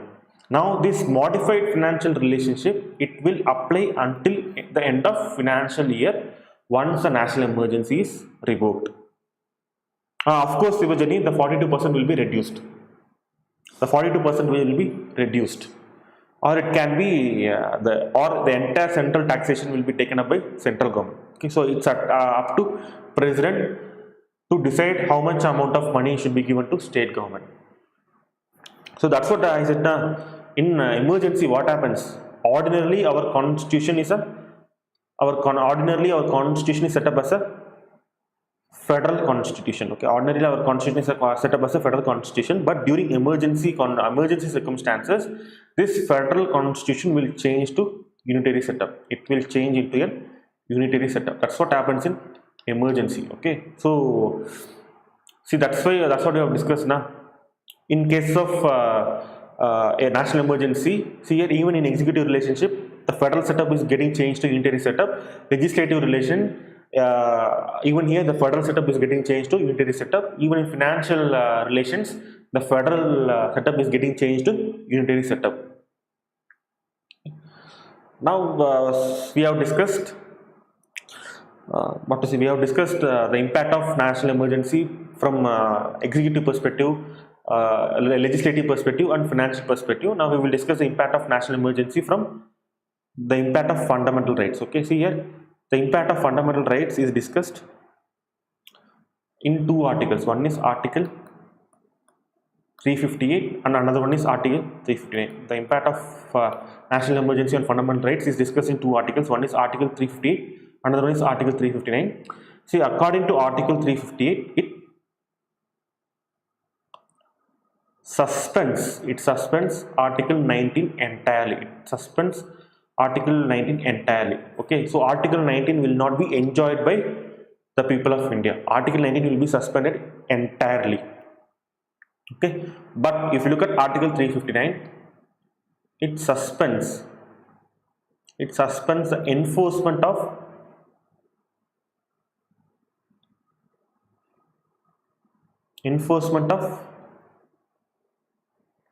fundamental rights except Article 20 and Article 21. Now, what is the difference between suspending this article entirely and suspending the enforcement of this fundamental rights? See, in this case, the fundamental rights, it cannot be enjoyed by the citizens of India. It cannot be enjoyed by citizens of India. But in case of Article 359, all the other fundamental rights, they will be enjoyed by citizens of India. But if their fundamental rights are being violated, they cannot approach the court. Is it clear? Citizens under Article 359, they will enjoy fundamental rights, but if their fundamental rights are being violated, they cannot approach Supreme Court or High Court. So what is happening here? In case of Article 359, they will suspend Article 32 alone. Okay, Article 32 alone. So what is Article 32? It is writ jurisdiction. Writ jurisdiction is the one which enforces fundamental rights. Writ jurisdiction gives power to people of India to approach either High Court or Supreme Court. Okay, so it will suspend Article 32 and Article 226 except Article 20 and 21. Okay, is it here? Except Article 20 and 21. So that's what happens in Article 359. See here. Now, in case of Article 358, it comes in automatically. It comes in automatically. So the moment President is signing a signature in proclamation of national emergency, the moment President is giving a signature, Article 19 will be suspended. Article 19 will be suspended automatically. Okay, but in case of Article 359, it is not imposed automatically. It is not imposed automatically. Okay, it has to be imposed. It has to be imposed by a separate presidential order. It has to be imposed by a separate presidential order. It has to be imposed by a separate presidential order. So normally what happens is that when proclamation of national emergency is sent to parliament, what will happen? Behind this presidential order, they will have supplementary presidential order. Okay, proclamation of national emergency is a document. So with this document, supplementary presidential orders will be sent to the parliament. Okay, now this presidential order, it will modify the financial relationship. It will suspend other fundamental rights. Okay, so ordinarily seven to eight documents will be 7 to 8 attached documents will be sent along with proclamation of national emergency. Okay, now this presidential order, it will be tabled in parliament. It will be tabled in parliament. Okay,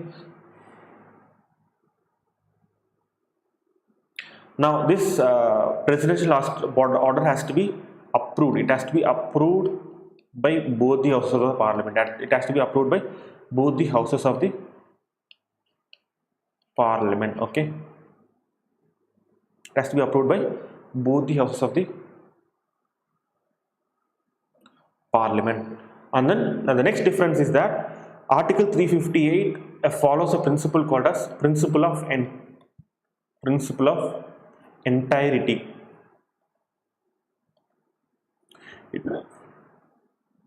It follows a principle called as principle of entirety.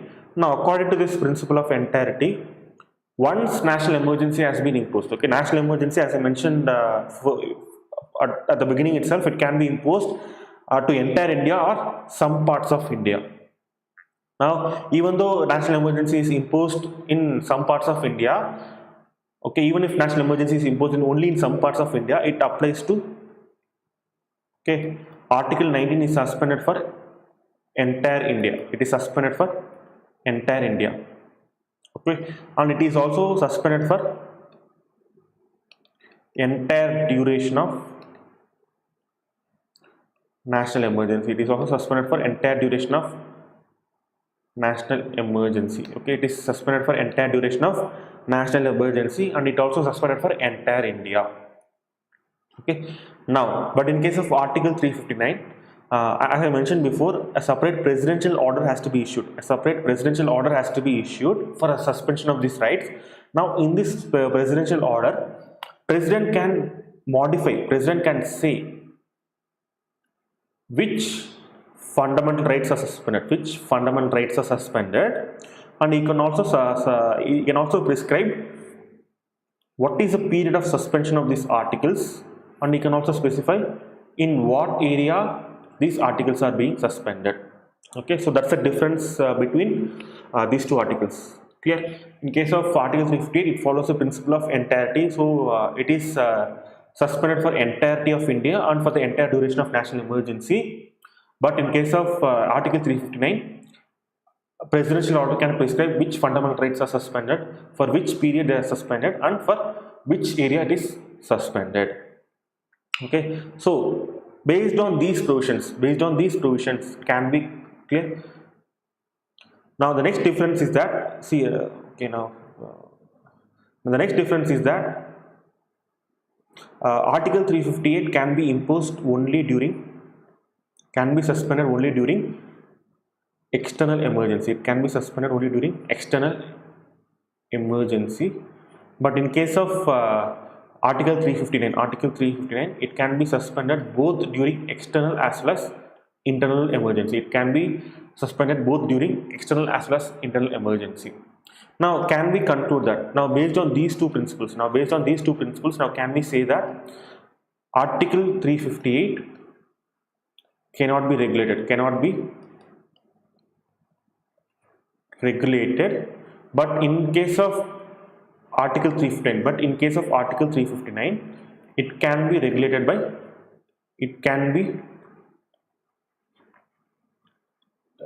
by presidential order. It can be regulated by presidential order. Is it clear? And what is the meaning of cannot be regulated? As soon as president signs a proclamation, it will be suspended. It cannot be regulated. We cannot change the time. We cannot change which area it is being applied to. So it cannot be regulated. Once president is giving his signature, it applies to entirety of India for entire duration of national emergency. But in case of Article 359, president, he can modify in which area it applies, for which period it is suspended, and which of the fundamental rights is suspended. Okay. So this is the difference between Article 358 and Article 359, everyone. So, okay. So if you have any doubts so far, please ask in the chat section, and I will try to answer those. See, as I mentioned before, see here.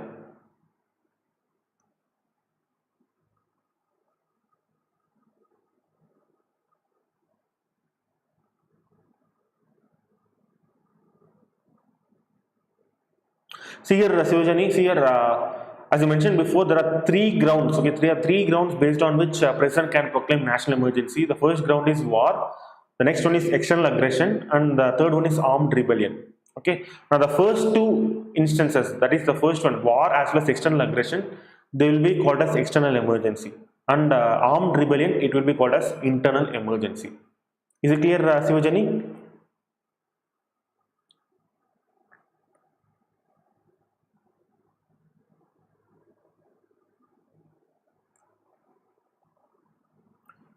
Is it clear to you, Sivajani?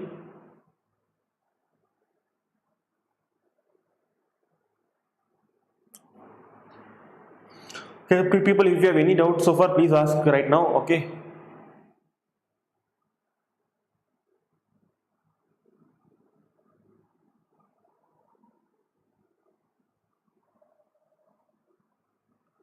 Okay. Now we have discussed all the provisions under national emergency. We have discussed all the provisions under national emergency, but we have to discuss one important thing. Okay, see here, national emergency. Okay, national emergency. The entire character, national emergency, the entire character was changed during 44th Constitution Amendment Act. Okay, it was the entire character was changed during 44th Constitution Amendment Act. Now we have to discuss how, in what areas 44th Constitution Amendment Act has changed the Constitution. Okay, now in before 44th Constitution Amendment Act, president, before Constitution Amendment Act, president can impose national emergency. Okay, president can impose national emergency on grounds Now the grounds mentioned are war, external aggression, and then internal disturbance. See here, internal disturbance, it is very vague, right? This concept called as internal disturbance, it is a very vague concept. Even a small skirmish in Anna Nagar in Chennai can be termed as internal disturbance, or even a small Maoist attack in Chhattisgarh can be termed as internal disturbance. So there is no clear definition for internal disturbance. So that's why the definition of this internal disturbance was changed to armed rebellion. It was changed to armed rebellion in 44th Constitution Amendment Act. Okay. See here, during 1975, when Indira Gandhi imposed emergency based on internal disturbance, okay, whatever it was, the provisions. Of course, I am from Tamil Nadu, Sivijani. Okay, I'm from Coimbatore. See here, whatever provision was abused by Indira Gandhi, everything was changed by 44th Constitution Amendment Act.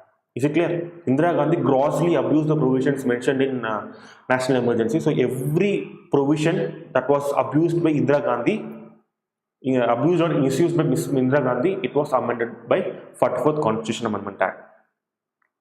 Now the next one is President. Before 44th Constitution Amendment Act, President, he can proclaim national emergency just on the aid and advice, given by Prime Minister plus Council of Ministers. Now this was changed to written recommendation from Cabinet. It was changed to written recommendation of Cabinet. Okay. Now before yes, of course, Sivajani, till now 3 times emergency, national emergency have been imposed. Now before 44th Constitution Amendment Act, Parliament, okay, Parliament, if they want to ratify, the ratification process was to be done within 2 months. The ratification process has to be done within 2 months, and the ratification process was just simple majority. It was simple majority. Okay, and after this national emergency was approved, and the time period was, okay, the time period was as long as President revokes. Okay, as long as President revokes this national emergency will continue. But this was changed in 44th Constitution Amendment Act to include ratification within, the ratification has to be done within 1 month, plus special majority is required for ratification, and then national emergency can be imposed only for 6 months. National emergency can be imposed only for 6 months, and if we want to continue beyond 6 months, subsequent Parliament ratification is necessary. Parliament ratification is necessary. Okay. Now before, okay, in case of revocation, only President can revoke. Only President can revoke national emergency. But in case of after 44th Constitution Amendment Act, a special sitting of Lok Sabha can revoke. It can revoke national emergency. Okay. Now before 44th Constitution Amendment Act, Article 358, it applied both during internal emergency as well as external emergency. It automatically got suspended both during internal emergency as well as external emergency. But after 44th Constitution Amendment Act, Article 358 is suspended only during external emergency. Now President will revoke national emergency on the advice given by Prime Minister plus Council of Ministers, Sivajani. On the advice of Prime Minister plus Council of Ministers, not on the written recommendation of Cabinet. Only for proclamation of national emergency, he will proclaim on the written recommendation of Cabinet. Okay, I believe you have joined my class in between. That's why you didn't. I explained these concepts in the earlier part itself. I've started this class from 6 o'clock itself. Okay, in the beginning part of my class itself, I explained what is the difference between written recommendation from Cabinet and aid and advice of Council of Ministers. Okay, now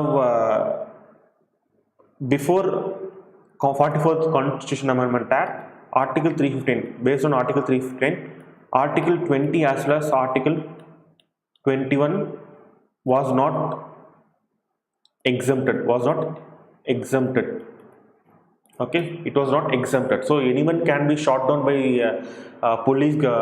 Anyone can be shot down by government, and you cannot claim right to life and liberty in court. Okay, police can kill anyone, and Article 21 will not be applicable to persons.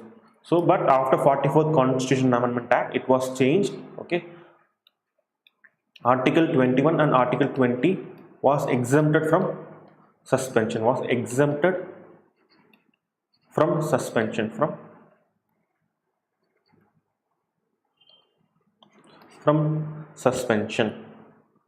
Okay, and before Constitution Amendment Act, it was not the proclamation. Clear? The proclamation was not subject to judicial review.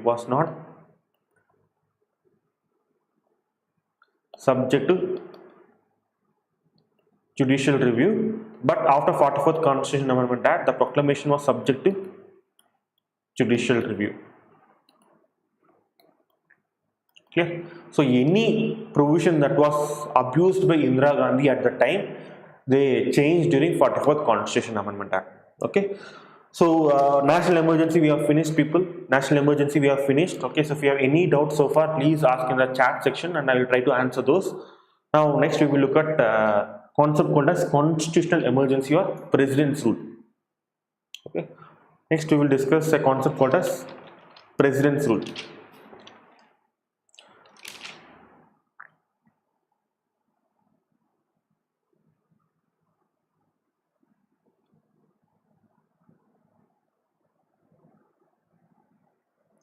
Now Karthik, if she is having any doubts, she can ask those doubts. Okay. Now what I can do is that I will try to clarify your doubts after I finished explaining one concept. Okay.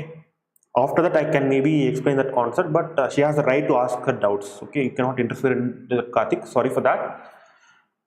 Now what I can do is that after finishing a complete concept, I will try to answer those doubts. Hereafter I can do that. Okay.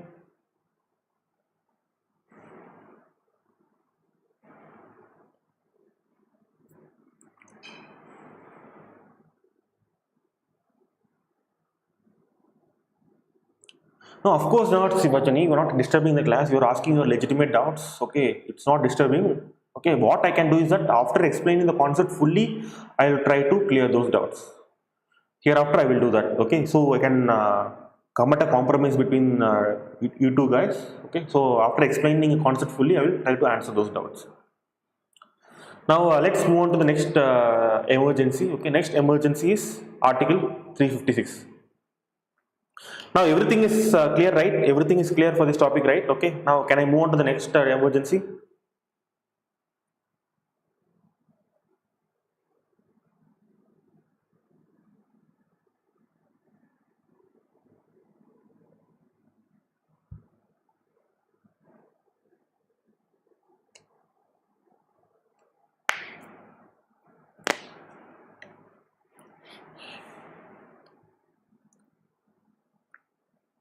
See here, the next emergency that we will be discussing today is Article 356. Article 356, it will be called as, it will be popularly called as President's Rule. It will be popularly called as President's Rule or Constitutional Emergency or State Emergency. State Emergency. See here, Article 356 will be imposed by two articles. Okay, Article 356 will be invoked by two articles. It will be invoked by two articles. One is Article 355 and another one is Article 365. So okay, these two articles will invoke Article 356. Okay. Now, according to we will discuss what is this Article 355 as well as Article 365. See, according to Article 355. Article 355 it prescribes duty of central government. It gives some duty to central government. Okay, it will give a duty to central government. Okay, now what is the duty that is given to central government?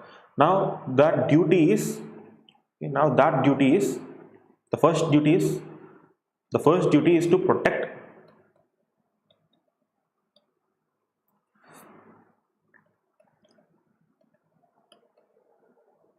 Now, Ravichan, good evening, Ravichan. To protect states from external aggression,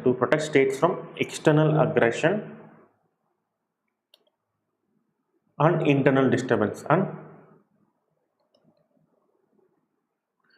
internal disturbance. The next one is to ensure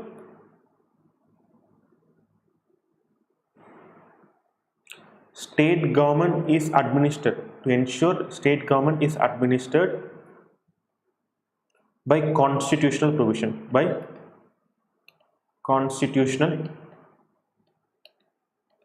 So central government has to ensure these two things. See here, that's a sovereign power, right? That's a sovereign power of central government. Central government, first and foremost, they have to guarantee that state government is protected from external aggression and they are being governed by means of constitutional provision. Now take the example of Tamil Nadu. Take the example of Panchayat elections. Now in 2017 and all, Panchayat elections according to constitution, it has to be conducted within 6 months. But Tamil Nadu postponed the conduction of Panchayat elections for almost 3 years. So Tamil Nadu was not following constitutional provisions. Now, if this provision is not there, if this provision is not there, what will happen? Tamil Nadu, they will follow Sri Lankan constitution. Okay, so to prevent that from happening, whenever state government is not following constitutional provisions, or whenever a state is facing disturbance from other countries, or they are facing internal disturbance, central government can impose president rule. Okay, whenever these two things are happening, whenever central government is failing to ensure these two things, central government will impose president's rule. Okay, now similarly, article 365 says that central government can give direction to state government, now these directions are given both under article 257 as well as article 256. Okay, these directions, what are the directions that can be given by central government to state government? These directions are given in article 257 as well as article 256. Now I have discussed these two articles in center-state relations. Okay, now if you wish to know about these two articles, please refer to my center-state relations class. Now if state government is not following this direction, given under article 365, okay, president rule can be imposed.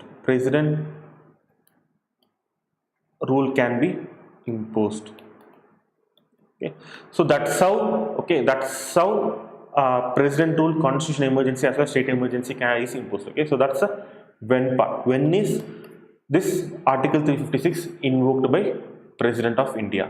This is the circumstances during which president will impose national emergency. Okay, now we have to consider that when our constitution makers were discussing this, okay, when constitution makers were introducing this article, they discussed that they said that this article should be invoked only when there is a failure in constitutional machinery, in the state. Okay, when constitution was not being followed in the state, only then this provision was used.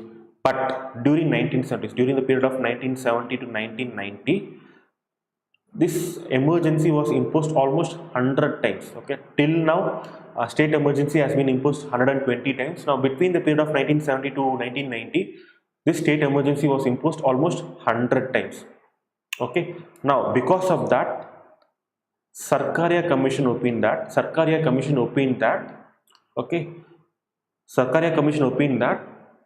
rather than imposing national emergency during failure of constitutional machinery, most of the times this emergency was imposed when there is an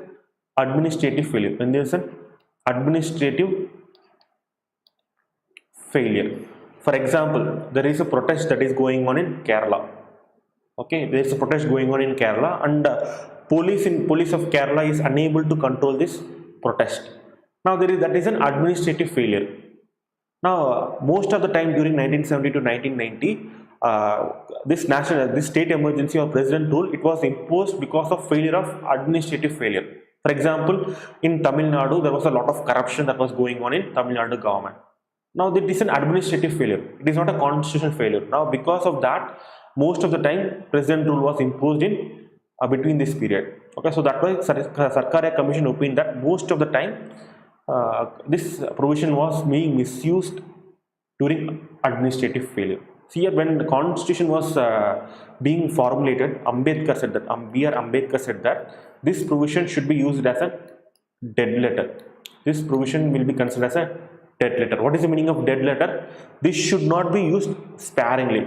Ambedkar thought that this provision will not be used in any circumstances. Only during dire circumstances this provision will be used. So that's why he called this provision as dead letter. It should be used very sparingly, only in exceptional circumstances. But since there was no additional safeguards placed on president's rule, this was being abused again and again by central government. Okay, now we have discussed this issue of when. Now we will discuss who can impose president's rule. Who can impose president rule? See here, president on the aid and advice, of Prime Minister plus Council of Minister, on the aid and advice of Prime Minister plus Council of Minister, will impose Article 360, Article 356. Now this Article 356, it is subjected to parliamentary approval. It is subjected to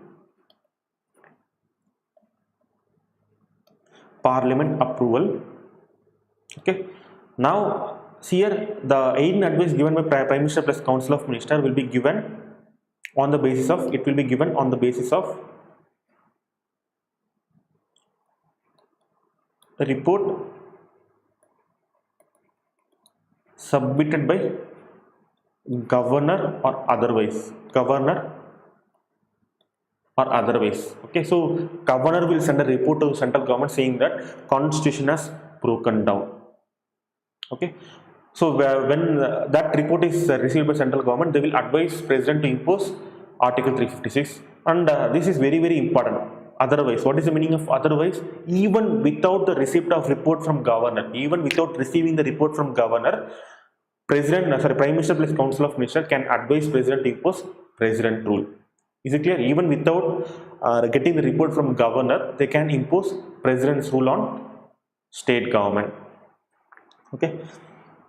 Now, as I mentioned before, this proclamation of president's rule is subject to parliamentary approval, right? So, what is the procedure? What is the procedure of parliamentary approval? What is the procedure of parliamentary approval? See here, this presidential order, this order will be submitted in parliament. It will be submitted in parliament in both the houses, in both Lok Sabha as well as Rajya Sabha, and the powers of both Lok Sabha as well as Rajya Sabha is equal. Now parliament within 2 months,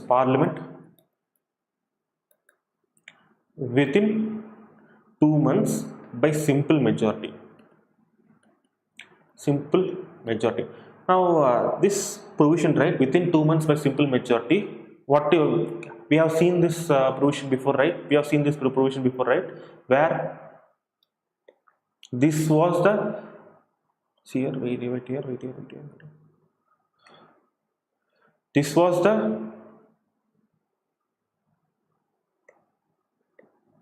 okay, this was the actual procedure for approval of even national emergency. This was the procedure for approval of national emergency before 44th Constitution Amendment Act. So can we conclude that the procedure of approval of emergency, all three types of emergency, that is national emergency, state emergency and financial emergency, it was the same. After the introduction of 44th Constitution Amendment Act, only national emergency approval was changed from 2 months to 1 month, and the procedure was changed from simple majority to special majority. Is it clear, everyone? That's how you have to study polity. You have to compare each individual provisions and study. You have to do a comparative analysis when you are studying polity. That's how you can remember stuff from Lakshmikant book. If you are just by hearting Lakshmikant book, you will not remember stuff. Okay, I will guarantee you that you will not remember stuff. But if you are comparatively studying different provisions that are given in Constitution, you can remember very, very easily. Okay. Now within 2 months by simple majority, okay, they have to ratify state emergency. Now similar to that, if Lok Sabha is dissolved, if similar to national emergency, if Lok Sabha is dissolved during that time, okay, what will happen? Rajya Sabha has to ratify. Rajya Sabha should ratify. After Rajya Sabha ratification, it will continue for some time. After Lok Sabha is reconstituted, if after Lok Sabha has reconstituted, Lok Sabha has to ratify this emergency within 30 days. By means of simple majority. by means of simple majority. Okay, now let's take a look at, so is it clear everyone? Is it clear everyone? Is it clear? If you have any doubts, Sivaranjani, Karthik as well as Ravichan, if you have any doubts so far, please ask in the comments live chat section and I will try to answer those doubts. Okay,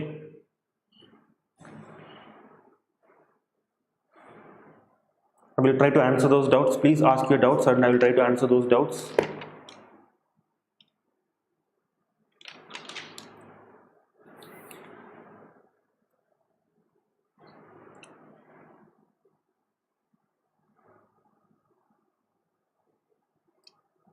If you have understood the topics, just please mention understood or okay sir or yes sir, something like that, so that I can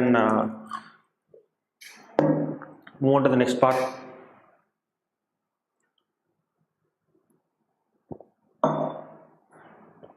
Please people ask your doubts, or if you have no doubts, mention that.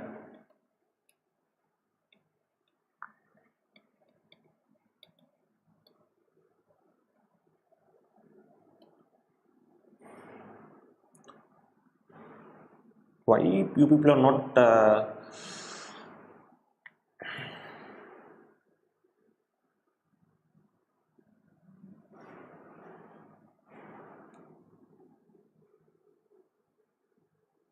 see here, Ravichan, when present is see, that's the doubt that you are asking. I have discussed in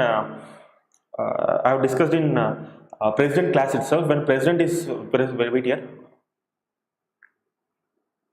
See here, when president's office is vacant, if president office is vacant, okay, if president office is vacant, vice president will assume in charge. If vice president office is vacant, Chief Justice of India will discharge the duties of president. If even if Chief Justice of India is vacant, senior most judge of Supreme Court will discharge the function of president.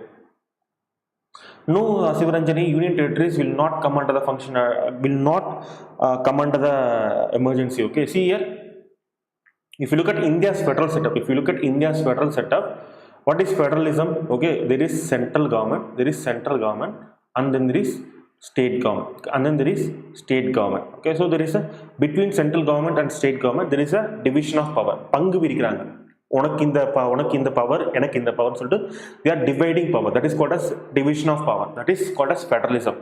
But in case of union territory, they will come under the administrative control of central government. Central government will pass law. They will take executive decisions for the union territories. Okay. Of course, that's why since union territory, they are already under the administration of central government. What will happen? There is no need for imposing emergency. Since union territories are already under the control of central government, there is no need for imposition of emergency. What is the purpose of emergency? I have discussed from the beginning itself. It changes our constitution from federal setup to unitary setup. Okay, since union territories are already with under the administrative control of central government, there is no need for imposition of emergency for union territories. Okay. Is it clear, Sivajani?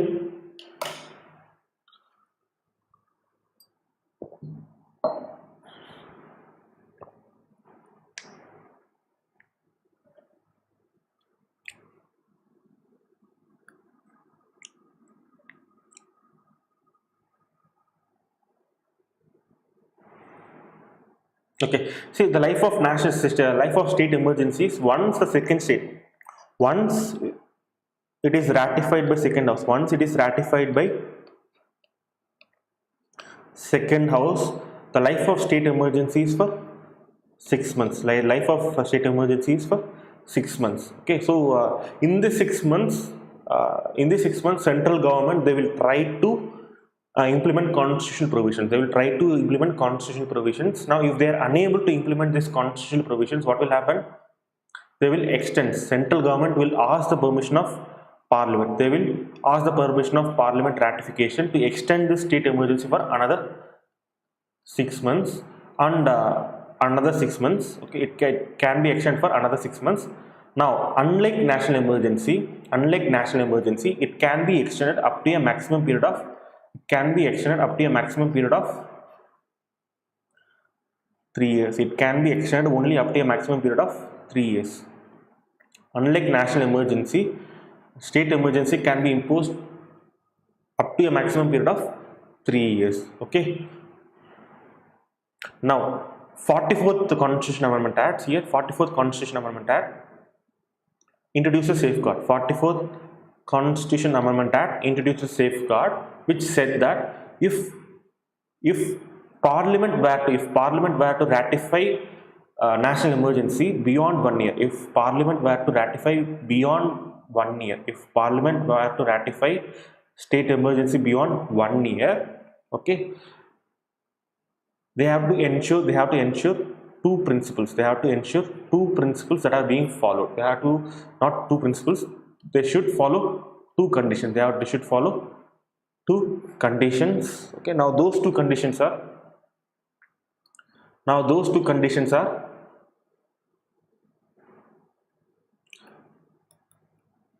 if national state emergency, if president rule is to be extended beyond a period of 1 year, national emergency should be in operation. Emergency should be in operation, and then Election Commission of India must certify that elections cannot be conducted. Elections cannot be conducted. Is it clear? So only when these two conditions are met, Parliament can approve the extension of state emergency beyond the period of 1 year. Okay, this safeguard was introduced by 44th Constitution Amendment Act. Is it clear, everyone? This is the life of national emergency. Okay, this is the life of not national emergency. This is the life of president's rule. Okay, president rule will continue for 6 months. So for subsequent period of 6 months, Parliament ratification is necessary, and it can continue for a maximum period of 3 years. Okay. Now 44th Constitution Amendment Act introduces safeguard. Now according to this safeguard, if this emergency is to be extended beyond 1 year, if it is to be extended beyond 1 year, two conditions should be followed. Northeast national emergency should be implemented during that time, and next one is Election Commission should certify that election cannot be take place in that state. Now there won't be any impact on fundamental rights during state emergency, Sivajani. There won't be impact on fundamental rights during state emergency. There won't be impact on fundamental rights during state emergency. Okay. Now we have discussed everything. Okay, now we will discuss the impact of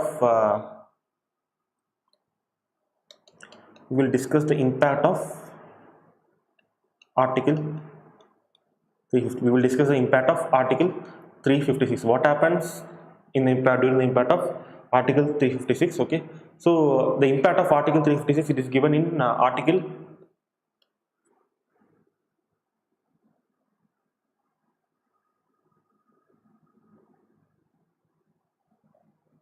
is given in both in Article 356 as well as Article 357. Okay, it is given in Article 356 as well as Article 357. So we will discuss what this article prescribes the changes in executive. What is the changes that are prescribed in executive relationship? What is the changes that are prescribed in legislative relationship?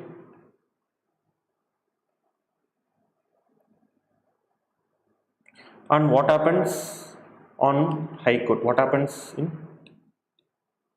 High Court? So these are the things that we will discuss now. Okay.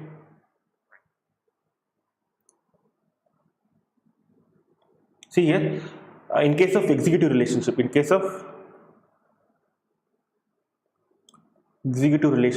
how executive relationship is changed during state emergency. See here, now during state emergency, all executive power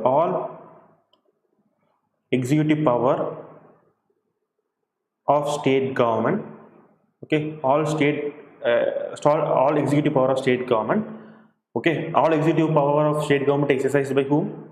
That is the power of governor. It will be assumed by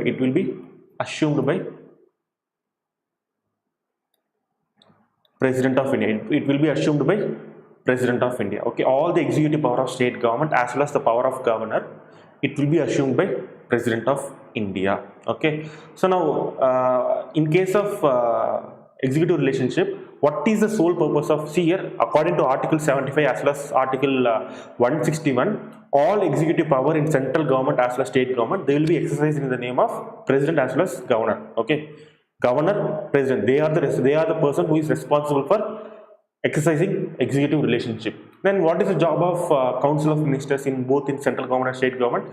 Council of Minister job is only to aid and advise governor. The job of Council of Minister is to give aid and advice to governor. Since there is no governor itself, there is no executive power itself with governor.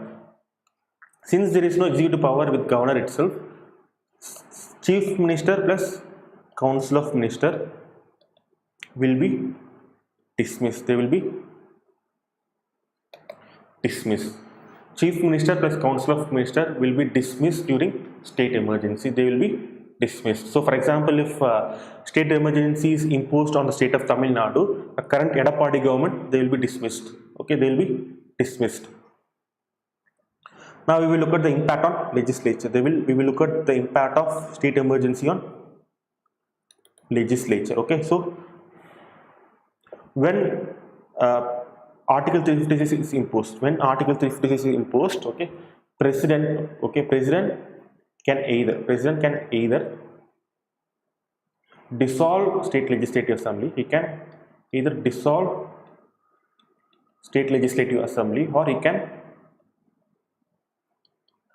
suspend state legislative assembly. Okay, he can either dissolve state legislative assembly or he can suspend state legislative assembly. Now you have to understand when he will dissolve state legislative assembly or when he will suspend state legislative assembly. See here, I will give you two scenarios. Here, President right now has imposed President's rule both in Tamil Nadu as well as Kerala. He has imposed President's rule in both Tamil Nadu as well as Kerala. Now, if you look at Tamil Nadu government, the current Tamil Nadu government is at the end of their 4-year term.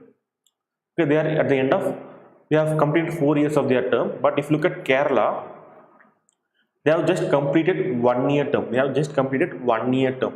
So, in case of Tamil Nadu, President will dissolve the state legislative assembly. But in case of Kerala, President will only suspend state legislative assembly. So, based on the tenure of the respective state legislative assembly, he will either dissolve or suspend state legislative assembly. Can you understand? Based on the tenure of the respective state government, he will either dissolve state legislative assembly or suspend state legislative assembly. Is it clear, everyone? Did you understand everything so far? Did you understand everything so far? Everyone?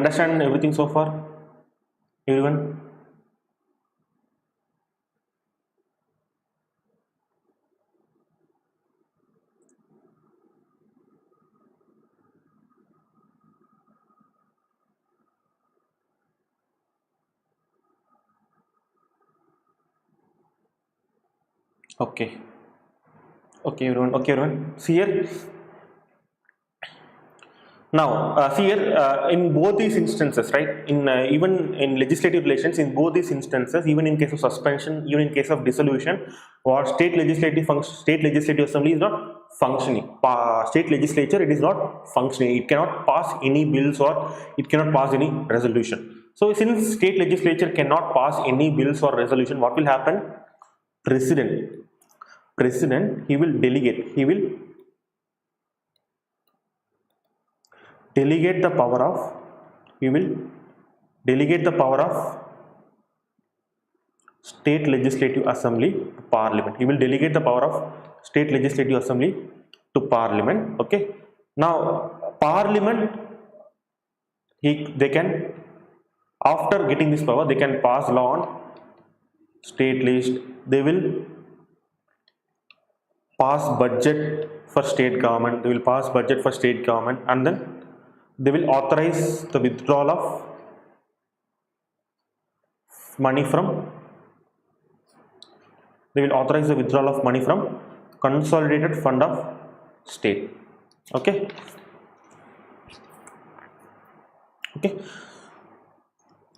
So that's it, everyone. See, that's it, everyone. That's it with everyone with regards to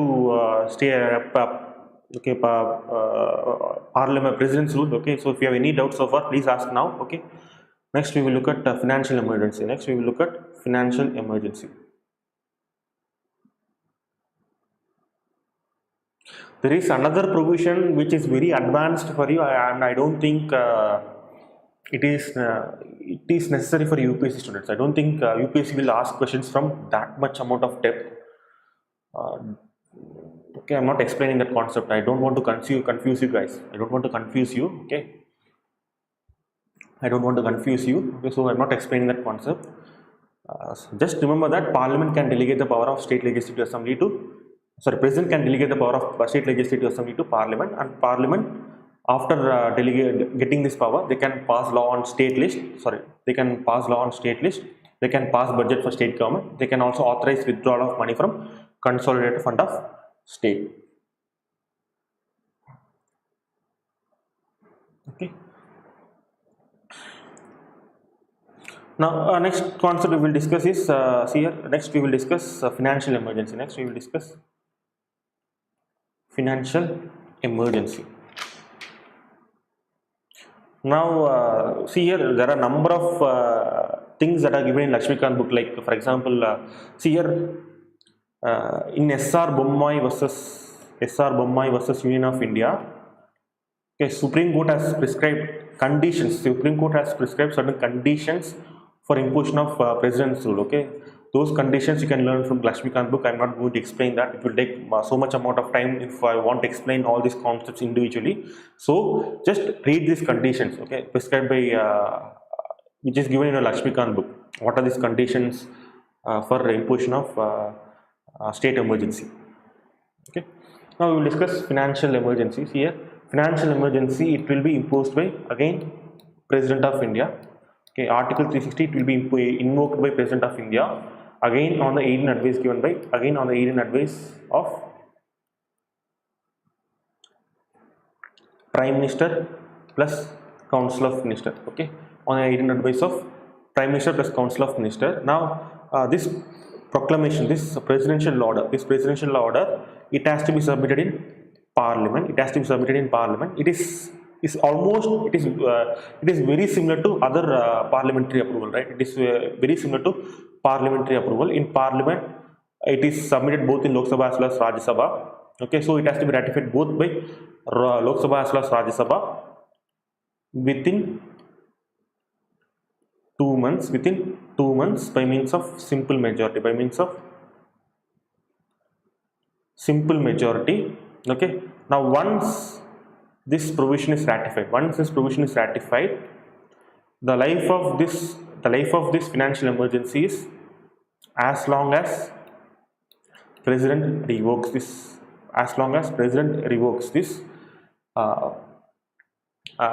Financial emergency. As long as President revokes this emergency, it will continue.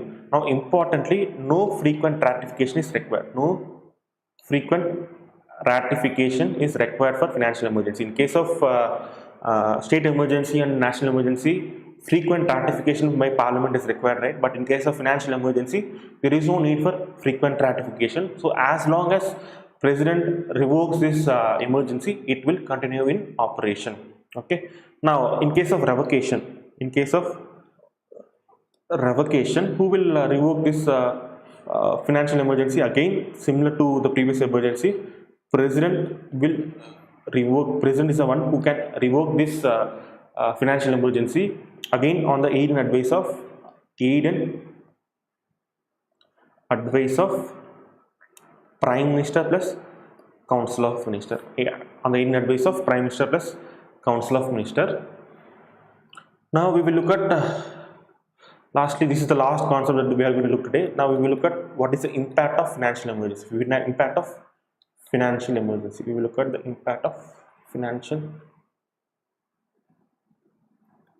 impact of financial emergency. See, if financial emergency is invoked, a certain power is given to presidents. A certain power is given to president, and also a certain power is given to central government. Certain power is given to central government. Okay. Now what are the powers that are given to central president? What are the powers that are given to a president? President can reduce the salary of. He can reduce the salary and allowances of civil servants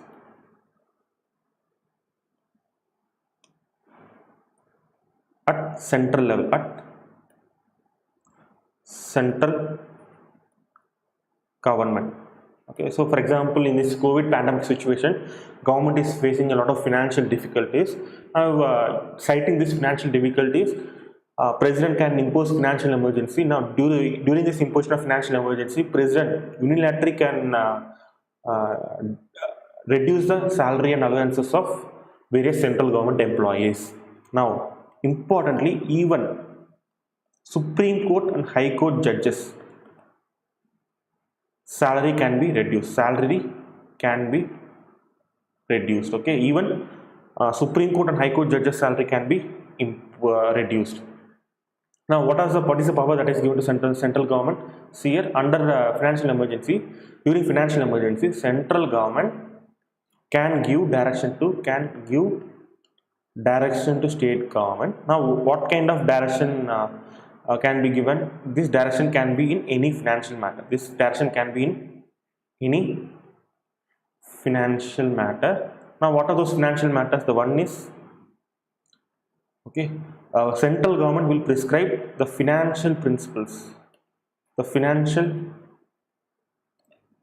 principles to be followed by state government. Okay, the central government will prescribe the financial principles that is to be followed by state government. So, for example, if financial emergency is in place, take the example of Tamil Nadu. Tamil Nadu is known for its free schemes. Okay, so during this period, central government will advise Tamil Nadu saying that don't give this color TV, don't give free scooty to women, don't give free electricity to agriculture people, agricultural lands, all these things. Okay, financial principles. So the principle of taking money from consolidated fund of state, it will be governed by central government. Central government will lay certain conditions. These conditions has to be followed by state government. Okay.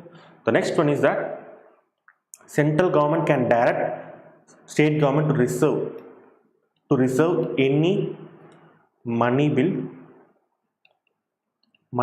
or financial bill for consideration of president. So central government can direct state government to reserve any money bill or financial bill for the consideration of president, and also central government can direct state government. Okay, so based on which governor can reduce the salary and allowances of state government employees.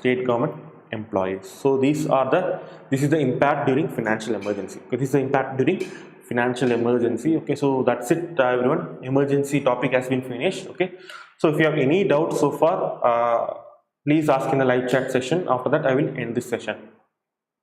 If you have any doubts so far, please ask in the live chat section and I will try to answer those. If you are not asking doubts, I will end this live chat section.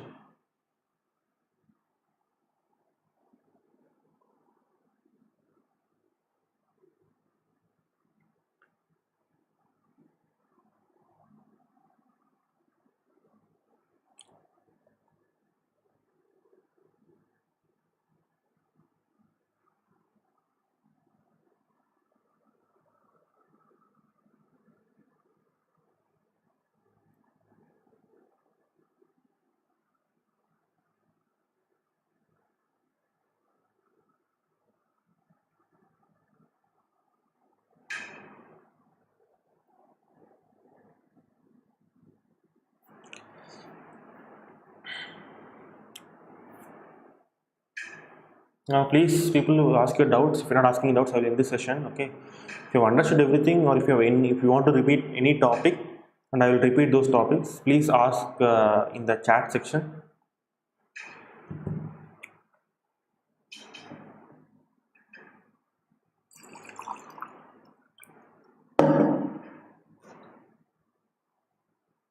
Okay.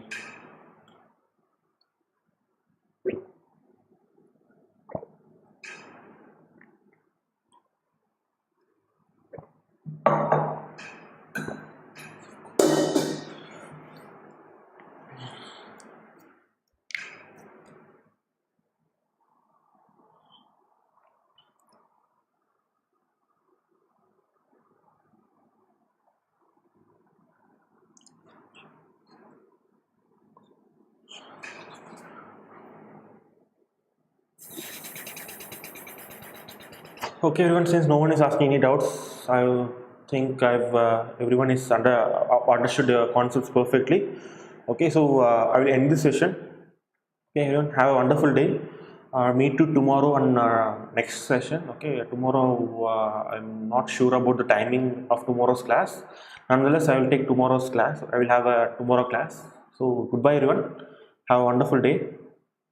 Next class நாளைக்கு காலையில் 11 மணிக்கு இருக்குமா? நாளைக்கு காலையில் 11 மணிக்கு. Tomorrow at 11 o'clock I will have another class. Tomorrow at 11 at tomorrow 11 at I will have another class. Okay, tomorrow at 11 o'clock I will have another class. Okay, so please attend that class also.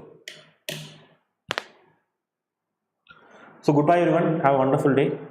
Okay, I will end this stream.